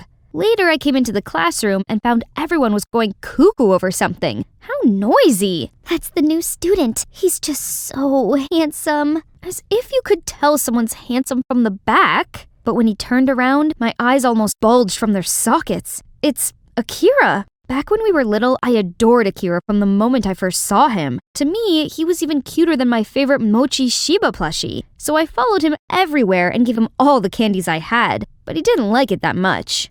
Why did you give her my candies? I like Akira. If you take him from me, I'll punch you. Hey, martial arts is not about fighting nonsense. You fierce kid. I hate you. After a while, Akira's family moved away and I'd completely lost contact with him. And now he's back. Our eyes met, but he looked so cold and turned away. He didn't recognize me? Fine. It was so embarrassing facing him again anyway, so I decided to avoid him like the plague since then. And just like that, with his excellent academic ability, Akira soon fell into place as the top student, while I'm a bit different. I may have been a black belt in the karate, but exams were definitely not my thing. Congratulations, you've excelled at coming last. Again. So, Yukiko, I've appointed another student to tutor you. Please don't say his name. Please don't say his name. Please, please, please. Akira, I nearly died on the spot. Can anybody throw me to Mars, please? Man, it's super awkward. I kept looking at the ground when he blurted out, Hi, Yukiko. Long time no see. So, he does remember me? During the lesson, I couldn't focus, and my body was heating up. I kept my mouth shut while he was immersed in his lecture. If there's anything you don't understand, feel free to ask. I plucked up my courage and said, Why didn't you like me when we were kids? You're still acting like before. I'm trying to teach you, but your head's stuck in the clouds. Focus. He didn't say he hated me, did he? My heart fluttered again. Guess I'd have to try harder to get his attention then. But things didn't exactly go as planned. During the lessons with Akira, my phone rang constantly with calls and messages. Seemed like my goons were in trouble and they needed my help. I tried my best to ignore it, but finally gave in. I've got something to do. I'll be right back. Hey, those morons. They're always messing around, then leave it to me. Problem solved. Only that, lucky for you, I got there in time. In time to cause more trouble? I'd have eaten them for breakfast without you. Back at school, I saw Akira standing at the gate with a clearly not happy face. Akira, it's not like what you think. You find it hard to study, but fighting seems to come naturally to you, huh? Who the freak are you? How dare you talk to my girl like that? Akira, I fight to help people. It's not nonsense. Help? I suppose brainless people only know how to talk with their fists. Jun immediately lunged at Akira, raising his fists at him. I had to hold him back right away and told him to go. The silence went on for some minutes, but when he was about to leave, I couldn't stand it anymore. Just because I liked you then, you think you have the right to look down on me? What? Hear this. I do like you, but it doesn't mean I will like you forever. I don't care, but I'm sorry if the truth I spoke made you feel that I looked down on you. And you know what? If you can't take my tutoring seriously, then we're done. Fine, go! See if I care. I, the big boss myself, have my own limits and cannot be chasing him all the time. But I couldn't deny that a pit was dropping to the bottom of my stomach. I just want to go home and curl up under cover. Then I arrived at my family's karate academy to see it was all sealed off, and my dad was sitting on the doorstep holding a letter. Dad? What happened? Yukiko, I'm bankrupt. I had no choice but to sell the academy to moneylenders. I've lost everything. No! This academy is our family legacy. My dad's life's work. We couldn't lose it. So I followed the address on the letter, but there I met an unexpected person. June. Turns out, his dad is my dad's creditor. All or nothing, I decided to get straight to the point to him. What do my family have to do to get our martial arts school back? June came over and whispered something in his ear. Then he pondered a while and said, My son kept goofing around. Change him and the martial arts school is back to yours. But how? I want you to get engaged to my son. Are you serious? You think I'm a joke? Then I immediately stood up and left. That was insane. Hey, why are you behaving like that? You're still asking why? It's down to that dude, isn't it? He's just some preppy know-it-all who doesn't even like you. You know nothing. He also likes me, I think. Is that so? Then prove it. Make Akira fall in love with you within 2 weeks, and I'll convince my father to extend the deadline by 3 months. Fail, and we get engaged. I'm the one who is always by your side. No way I agree with your stupid deal. Go ahead, refuse. The martial arts school will be permanently closed tomorrow. Wait, okay, I'm in. Lucky enough, I had Chiharu, the love guru, to help me cook up the perfect Get Akira scheme, though she'd been single, like, forever. Firstly, I told my gang that Akira'd soon to be my BF, and also their boss, so he deserved a special treat. Wherever he went, other students bowed 90 degrees to greet him. They tended to his every need, carried his bag, and were always at his service. But he seemed not so comfortable about this. Ask your goons to stop their nonsense. Okay, as long as you agree to my conditions. What? Tutor me again. Oh, and have lunch together. And walk to and from school? I can't. Okay then, guys. Fine. Secondly, you needed to find out what Akira liked, but he'll refuse to answer my questions for sure. My fake council survey will answer that. Then she handed out the paper to the whole class. My goofy Chiharu did get it done this time. Okay, according to a philosopher, the way to a man's heart is through his stomach. Akira's most favorite food is beef, so I rummaged through all the local supermarkets to find A5 Wagyu beef and prepared this perfect meal for him. Akira, eat this. Oh, thank you, Cream Puff. How come you know I like beef? How did you get in here? I know you miss me, so I come to visit. Before I could say anything, Akira shook his head and walked off. Okay, the first step is always the hardest. Next, seeing that Akira liked horror movies, I lied to him that Chiharu stood me up, so I had an extra ticket. It's insidious. How could he refuse? But as soon as we sat down, a familiar face caught my attention. June? Stop messing with me, you child! Eh? I'm a horror fan, just like you. We're sure a match made in heaven. I tried to ignore him and focus on my plan. This was the 3rd time I watched this, so I knew exactly when there'd be a jump scare. It's time. I pasted a whining look on my face and was about to lean on Akira when June suddenly screamed his lungs out and jumped at me. It was not until he fell asleep that we had a bit of privacy, but from then till we left, Akira didn't speak a word and even asked to leave early. That's not okay. If things kept going this way, the whole plan would definitely fail, and it means I'd have to get engaged to June. No! The next day, I wasn't in the mood for dealing with my friends, so I lingered back in the classroom and read through Akira's notes. Oh, what's this? So, he does care about me. I can see one ray of hope. Akira, I want to improve my studies. Help me? Oh, okay.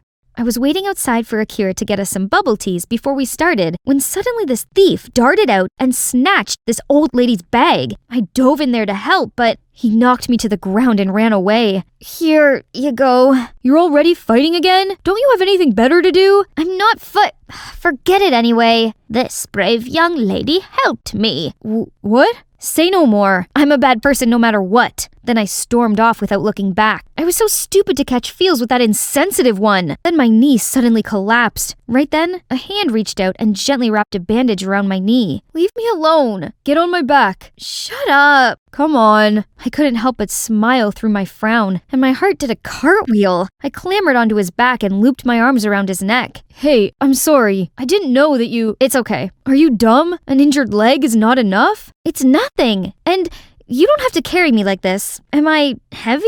What? If I say yes, will you jump off? No way. After that day, Akira changed towards me. He joined me for lunch and even gave me a cute cupcake, and agreed to go to Cat Cafe with me, even though he's allergic. And the classes went so smoothly. He was sweet like a lollipop and answered to all my silly questions. One time, I even accidentally saw him putting a lot of bandages in my locker. Aww. Winning the bet didn't seem so impossible then, but suddenly a girl approached him. It was Amaya, the school's popular girl. They chewed the fat. Then she leaned closer and whispered something to him. His face suddenly turned cold. Then he walked away. I was about to go after him when my phone beeped. Can't tutor you today. I have a play audition. So, turns out Akira and Amaya were both in this play. Fine, if Akira's Romeo, then I must be Juliet. I made it to the final round with my big boss energy, which meant I got to act out a scene with Akira to see who got the female lead between me and Amaya. Oh dear, look at them, being all clingy for what? That snake was all over my poor Akira like a rash. Ugh, if Chiharu hadn't constantly held me back, I'd have jumped there and given her a piece of my mind. And now it's time for me to shine. But why is Akira's face darkened? It's okay, maybe he's trying to be professional? My bounty is as boundless as the sea. My love as adoring as a puppy dog's nose. Yes, so I may have forgotten the words, but it wasn't that bad. He may pick me for my quick thinking and... I choose Amaya, miss. Hey, why did you pick her? You shouldn't ask me. Ask yourself instead. Then he left with Amaya without glancing at me. But today is the end of the 2-week deadline. I thought you'd have some feelings for me too. It was pouring rain. I trudged home, all collapsed, tears and rain falling down all over my face. It was all over. The bed I play, the boy I love. I should have known better. That it was me, onto a loser right from the outset. Through my teary eyes, I saw June running towards me. Yukiko, what's wrong? Tell me. I lost. What? The bet. Between us. I lost it. I was wrong. About everything. Who cares about the bet? You might get a cold, you know. Get inside. But why you're here? I don't care if you think it's too late. I'm telling you anyway. I know that I'm not perfect like him. I do say the wrong thing. I forget all the time, but I can protect and will never hurt you. So will you marry me? My head was spinning, and in a moment of weakness, I said yes. At least I can save my dad's school and be with the right person who truly cares about me, instead of chasing some jerk who thought so low of me. I confided in Chiharu and my family about this, but kept it a secret from everyone else. My father didn't approve it at first, but seeing my determination, he reluctantly agreed. It was our fitting day. I was with June discussing our wedding, but he seemed distracted and kept checking his phone. Then he said he had to take a call and hurried out. Sensing something was up, I followed him. Huh? Why is he talking to Amaya? You have to thank me for your new fiancé. I told Akira about your bet. Excellent job, as promised. It's not about the money. It's about making Akira mine. I don't get why both you and my beautiful Yukiko like that dude so much. Anyway, Yukiko's waiting for me. Gotta go. I couldn't believe what was in front of me. What the heck are you doing here? So it's you who made up everything the whole time? No, Yukiko, let me explain. I trusted you, June, but look what you've done. You know what? You win. Do your worst. I don't care anymore. Then I ran home as fast as I could. Why do boys all fool me around like that? Right when I felt more disheartened than ever, I met the one that I didn't want to see the most. What was Akira doing here? Yukiko, let's talk. We have nothing to talk about. Chiharu told me what you're doing. You can't marry June. You liked me, so you mustn't fall for another one that easily. What? So you're the commander of my feelings now? Aren't you with Amaya? I'm not, and I never did. Listen, I was so angry to find out I was just part of your bet with June, so I ignored you. But then Chiharu told me why you did it and made me understand. So what? Anyway, you never liked me. I'm not gentle and too fierce, as you said before. Don't try to pity me. I don't. It's that I do like you. At first, I thought you were the type of person who'd use violence to solve any problem. But the more I got to know you, the more I learned about your pure heart. I shouldn't have judged you so quickly. I'm sorry. What just happened? I might be dreaming? But no, Akira, my 7-year crush, just confessed his love with me. So, Akira and I got together. June was furious about it, but he kept his word, and now my dad has 3 months to pay off his debt. I'm helping him out by teaching karate classes to earn money, something I really enjoy. Everything was great, too great, until... Yukiko, I gotta tell you something. I have to go abroad to study. I'll leave tomorrow. What? I don't understand. Why so sudden? I prepared for it months ago, but I couldn't tell you. I didn't want to make you sad. Will you wait for me? Of course not. I may get bored and start liking another by that time.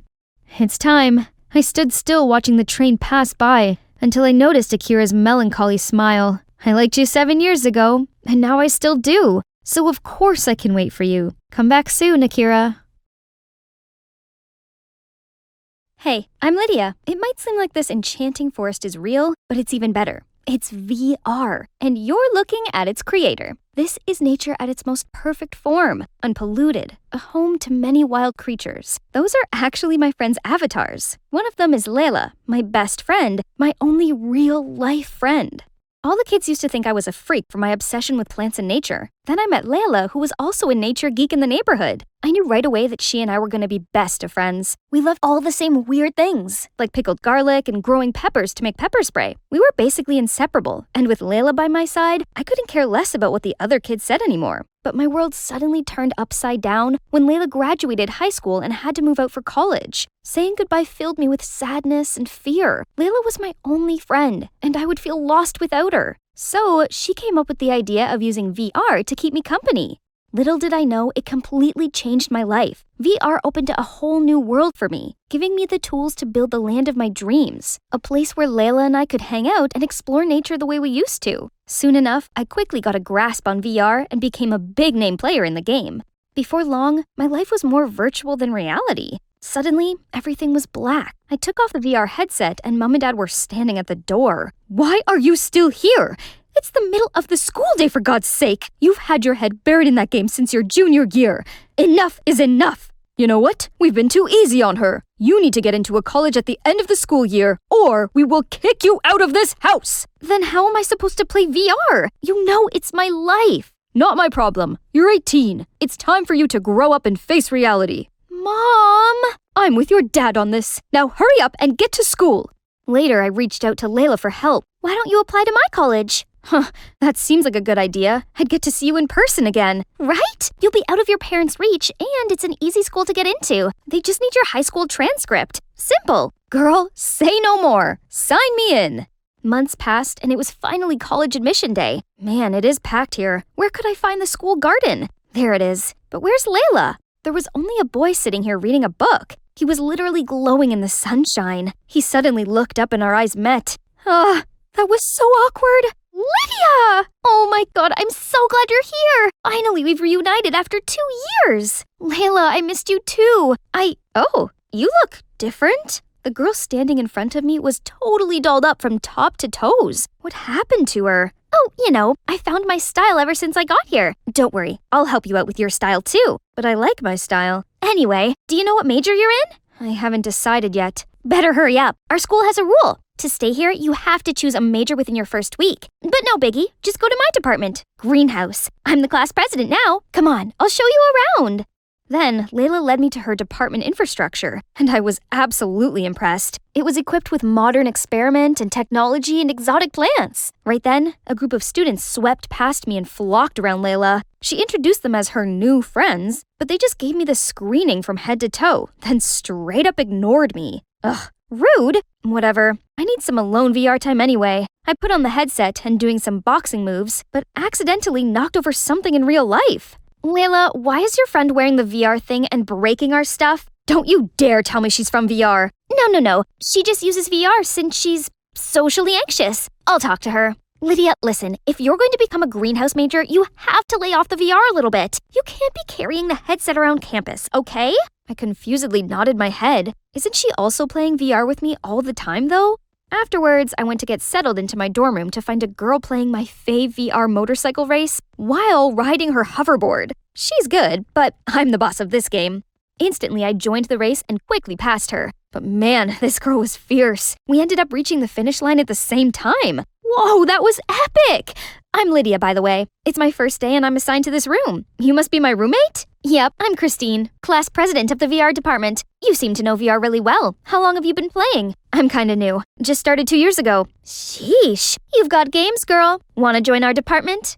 The next day, Christine showed me around the VR department, which was full of the newest techs. Dude, this is so sick! Every week, we have an exhibition of new VR technology, and we mainly work and interact in VR. No need for awkward real-life convo. Besides, our department also joined the school annual creativity competition for the huge prize of $10,000, which we could use to develop more modern VR technology. Whoa! This place was heaven! Just imagine playing VR all day, every day! Holy moly. Can it be? Soccer shots enhanced? I joined in the game immediately and gave it a big kick, scoring a goal. Wait, did I break the pots again? I took off my headset to see a guy doubled over in pain. Oh god, I'm so sorry. Don't worry, I'm good. I'm fine. His face seemed awfully familiar. Oh, I remember you from the school garden the other day. Yeah, that was me. I'm Marshall. Thinking about applying to VR? Yeah, I'm Lydia. Lydia, I think you'd like it here. I suddenly felt my face getting hot when I was saved by a phone call from Layla. I quickly excused myself and ran right into her. Hey, I've been looking everywhere for you. There's a welcome party tonight, and you're definitely going. No party. Oh, come on. I'll introduce you to our research group. You've heard about the creativity competition for departments, right? Greenhouse is in it to win it. But no buts. Let's get ready. At the party, Layla dragged me to where the greenhouse kids were hanging out. They were still glaring at me. I should just leave, but on my way out, I bumped into Marshall. Hey, Lydia, I was looking for you. You dropped this handkerchief back at the VR department. It's from your grandma, right? Oh my god, thank you. But how come you know it's my grandma's? I just guess. I saw your initials on it. Hey, back off, you VR freaks! Stop talking with our new member. Poof, are you sure? This morning she seemed really fond of all our gizmos and gadgets. What are you talking about? Lydia, explain this! What's there to explain? Your pea-brain can't read between the lines, huh? Layla lunged at Christine and a fistfight broke out between them. That's why I don't fit in social gatherings. Hey, wanna get out of here? Yes, please. Marshall explained that there was beef between the VR and greenhouse departments. They were neck and neck for many things, especially the scholarship competition. But sometimes both went too far. The greenhouse put insects in the VR facility rooms, which chewed up all their cables. To get back at them, the VR messed with the water system in the greenhouse, which caused water blackout and killed dozens of plants. And naturally, the presidents, Layla and Christine, were always at each other's throats. Shoot, I was planning on choosing VR as my major, but that would mean turning myself into her enemy. What am I supposed to do? I tried turning back to VR to take my mind off things, but I could hardly concentrate. Lydia, why is your head stuck in the clouds? I've been thinking. I want to be in the VR department. Greenhouse is good, but I'm not sure it's for me. I just don't want us to be enemies. It's okay. We're still friends no matter what you decide. Just follow what feels good in your heart. Aw, she'd put me above all her rivalries? She hadn't changed so much after all. First thing the next morning, I went to apply to the VR department, then caught sight of Layla. Hey, Layla, I made my decision. I've applied for VR department. What? You can't be serious. Choosing VR would mean you're just throwing away your dream and living in an unreal fantasy. Unreal? It's more real than the cool girl with hot friends thing you've got going. And why would you tell me to follow my heart when you clearly didn't think I should? I told you that? I nodded my head, confused. I might have slipped my tongue or something. Just think about it again. Something was off. I swear she really seemed genuine yesterday.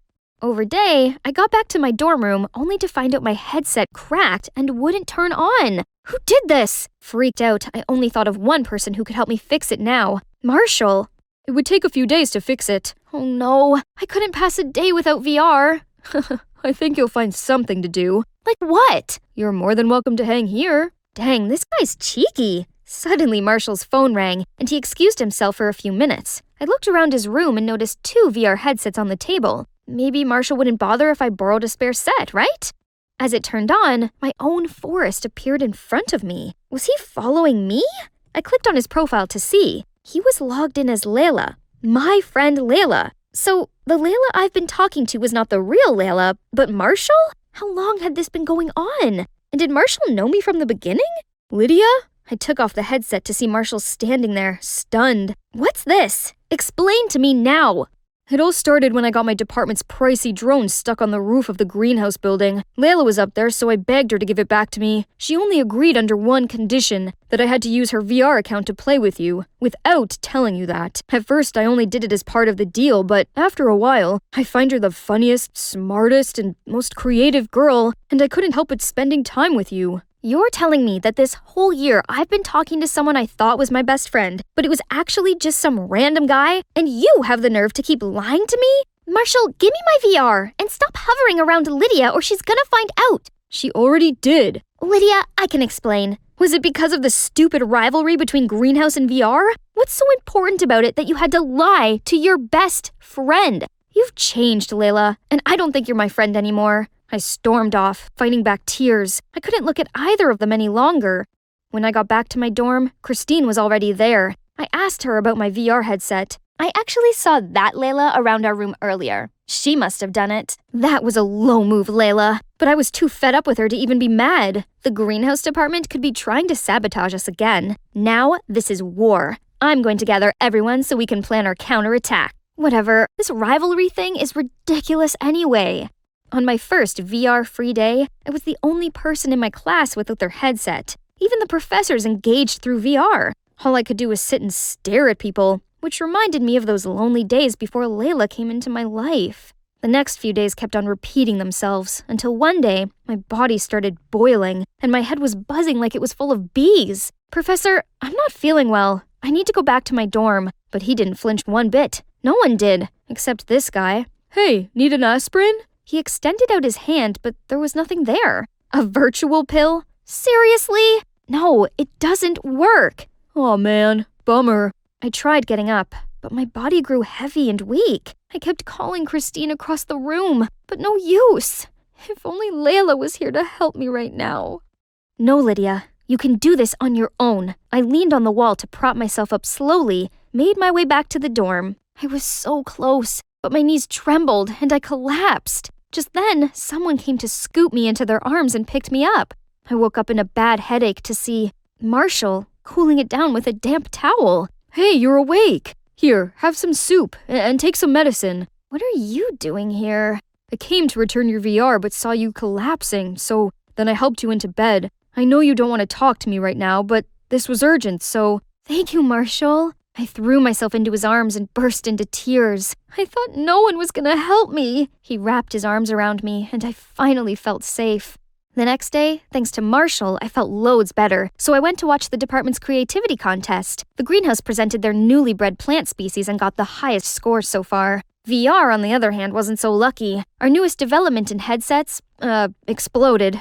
Christine didn't take it well. I tried to comfort her, but she just brushed me off and stormed away. Suddenly, Layla rushed towards me and pulled me into a corner. Lydia, I just want to say I'm sorry. Ever since I got here, I became the center of attention in the VR department, and I got so wrapped up in it. I had to give up playing VR with you. I don't know, Layla. Why couldn't you just tell me that? I didn't want you to be alone. You were always online, so I guess you didn't make any friends back home. That's true. This might sound ridiculous, but only now have I realized that VR isn't everything. No virtual reality can replace the real world, and real friendship goes through all kinds of ups and downs, but it lasts, just like you and I. I'm glad you realized that, and I just want to let you know, no matter what department you choose, I'll support you. Unconditionally. Thanks. But hey, why did you break my VR headset though? Your VR?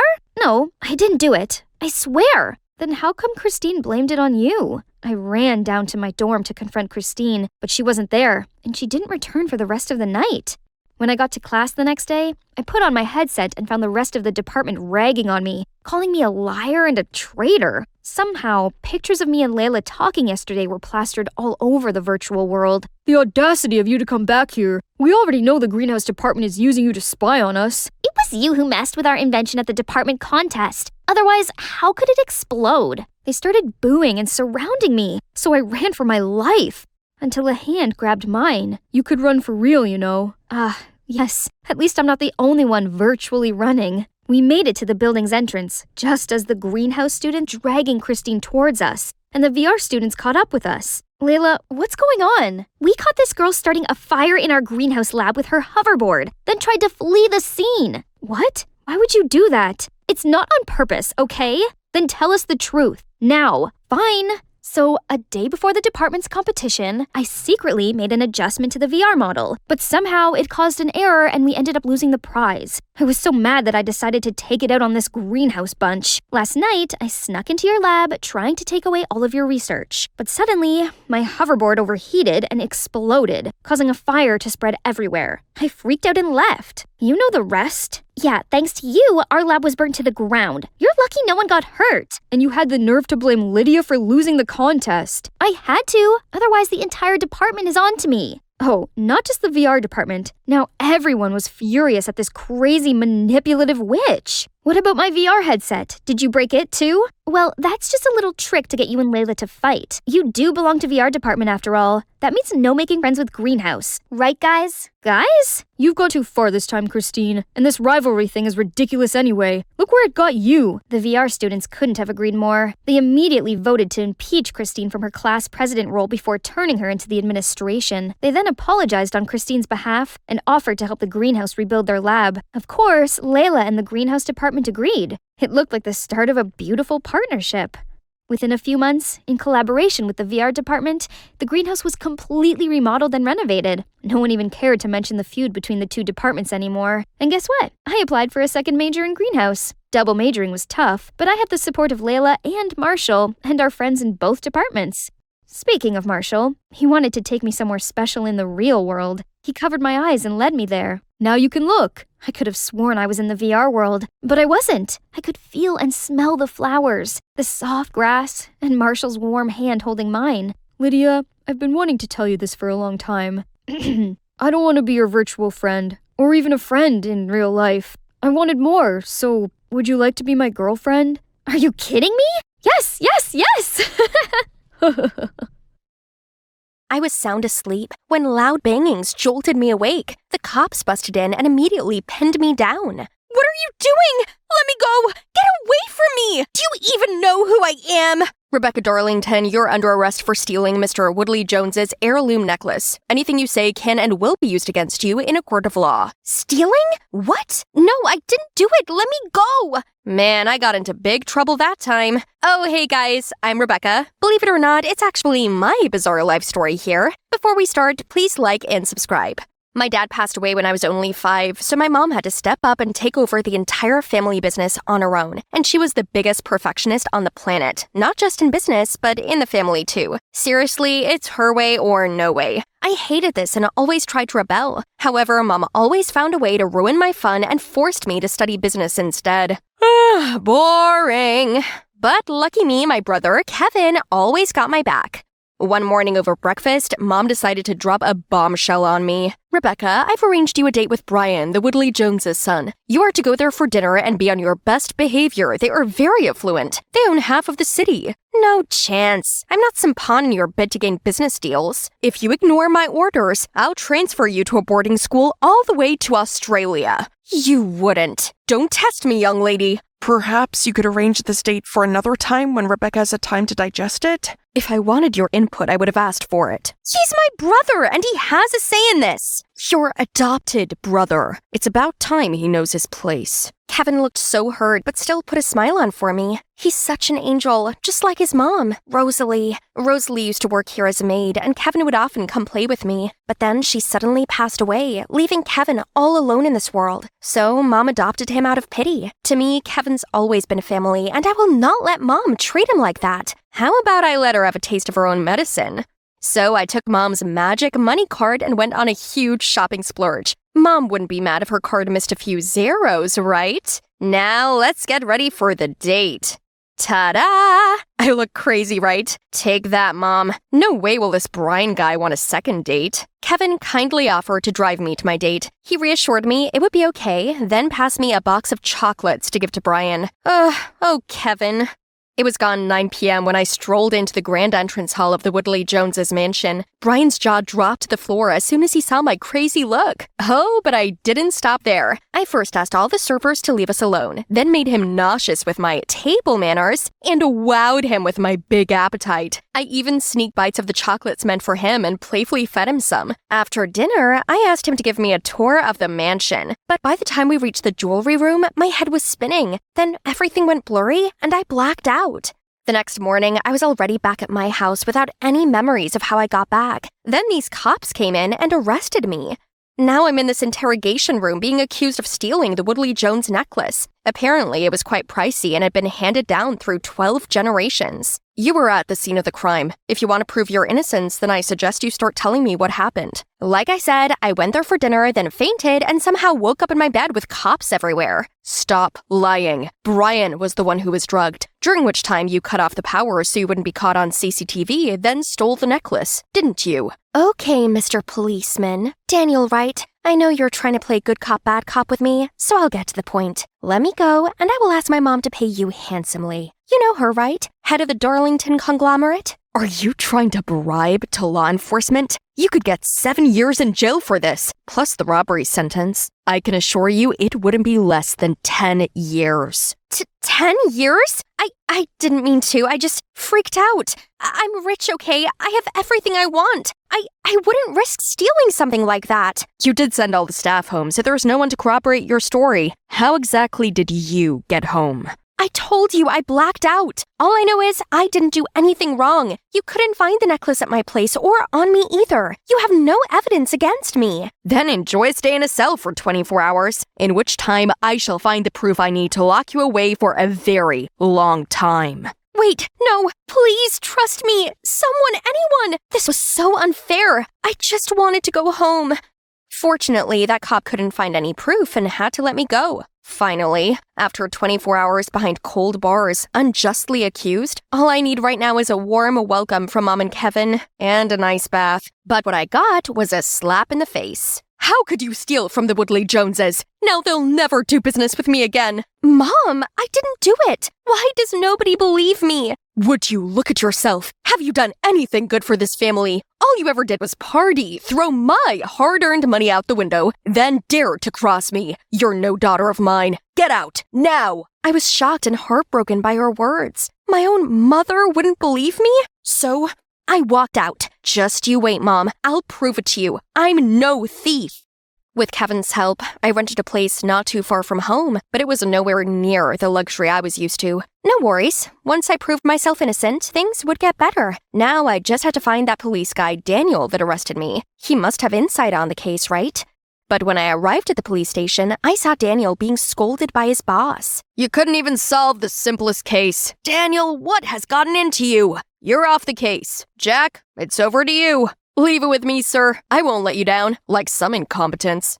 Sheesh, that Jack guy was such a douchebag. And Daniel sure did look glum about all of this. So I approached him and suggested we work together to find the culprit and kick Jack in the butt. At first, he refused, as apparently a suspect participating in the investigation was not procedure. Relax, it's not like I want access to classified documents or anything. Think of it as working with a suspect. If we cooperate, you could monitor me to see if I really am the culprit. It's a win-win. It's not like that. I'm no longer on the case. Jeez, I didn't expect you to give up so easily. So much for being a pro. Maybe your boss was right to reassign the case. Who are you to judge me? You're still the #1 suspect in this case, and I got my eyes on you, thief. So, is that a yes? Ugh, fine. Bingo. Surely there's no place better to hunt for clues than the crime scene, right? But Brian's mansion was locked down and had security everywhere. Luckily, Daniel told me he'd already studied the house's layout and knew that the only way to intrude without being noticed was through this door. Yes, folks, you heard it right. A dog door. The bar couldn't get any lower, could it? Just shut up. We sneaked through it and ended up in the staff kitchen. The main building has already been fully swept, as that's where we knew the main suspect was. The staff quarters weren't a focus point. Daniel launched into a CSI mode, checking the area for footprints, and I watched with fascination. He found a strange shoe print which didn't belong to any of the staff, as they were required to wear uniform shoes. This type of shoe print is rare. This could be a big clue. I didn't want him to start accusing me again, so I wiggled my foot about. It's obviously not my tiny size 6 feet. I didn't say a thing about you. This obviously belonged to a man with size 12 feet. Is it your accomplice? Is he Bigfoot or something? Are you crazy? Whose accomplice, you madcap? Shush! Are you trying to get us caught? Oopsie. Just then, we heard running footsteps coming our way. Shoot, we gotta get out. The only escape is through this window. Again? Oh, what a burden. Daniel grabbed my hand, then we both jumped through the window. Smack! His shoe was right at my face. Ouch! Get your dirty foot off me! I tried getting up, and we ended up kissing.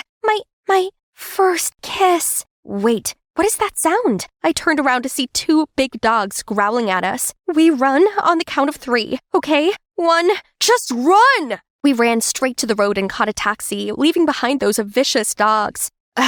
Your hand? Sorry. It was because of those dogs. Is being chased by dogs the in-trend? A few nights ago, I saw those exact 2 dogs chasing another man along this road. Daniel immediately asked the driver to show him his dashcam footage. It showed this tall, masked man in all black coming out of Brian's house. A shiver ran through me at the sight of him. There was something unsettlingly familiar. The next day, Daniel made me traipse into at least a dozen different shoe stores so he could ask the staff about the sole print we'd found last night, but no luck. The scorching sun was getting to me, so Daniel brought out this umbrella. Cute, huh? If only this big hole hadn't been directly above me. By lunchtime, I saw Daniel sweating in the heat, so I grabbed a tissue to wipe for him. The heat rose as we were so close, but once done, he was even more oily. We were just like 2 peas in a pod. Later that day, we made it to this ancient shoe shop that said it was a Leighton, a brand that made customized handmade shoes. Wait, I've heard about that exclusive brand before, but if someone could afford these shoes, why would they go out and about stealing? Daniel seemed to agree, and the investigation was at a dead end. The truth is, I had my suspicions about who the real thief was, so I went back to the crime scene to see if I could find any evidence. Daniel did say the stock door was the only other way in, so I searched around the area and spotted this shiny bracelet in a bush. Oh, I know who this belongs to. So I've asked him to meet me here. I found your bracelet. Thank you so much. You know how important this is to me. The bracelet is a keepsake from my mom. She gave it to me before she passed away. I found it at Brian's house. The night you drove me to Brian's, did you go straight home afterward? Yeah, of course. I've been on the investigation for a couple of days and found that the thief wore size 12 Leighton shoes. I gave you a pair for your birthday. The thief was also identified by a taxi driver's dash cam as a male, around 5'10", the exact body figure of you. And now this bracelet? The coincidences are stacking up. But I can't believe it. Not without your explanation. After all, you are my brother. Yes, it was me, but I had no other choice. I actually have a sister, a half-sister from my dad's side, and she's going through surgery. I really needed the money to pay her bills. I might look successful on the outside, but I work for your mom unpaid. Don't get me wrong, I'm grateful for all she's done for me, and I couldn't ask her for more, so I took the risk. Why didn't you tell me? I can help you. You were always embroiled in arguments with your mom, so I don't want to burden you further. And you only seem to need me when you're in trouble. That's true. Thinking back, we rarely talked. Even when we talked, it was always me complaining about mom to him without realizing mom has been the hardest on him. I hated what he did, but I knew he only did it to save his sister, and I felt terrible that I'd had Kevin's love and care all of these years, and she hadn't. Kevin, don't worry. Just leave it to me.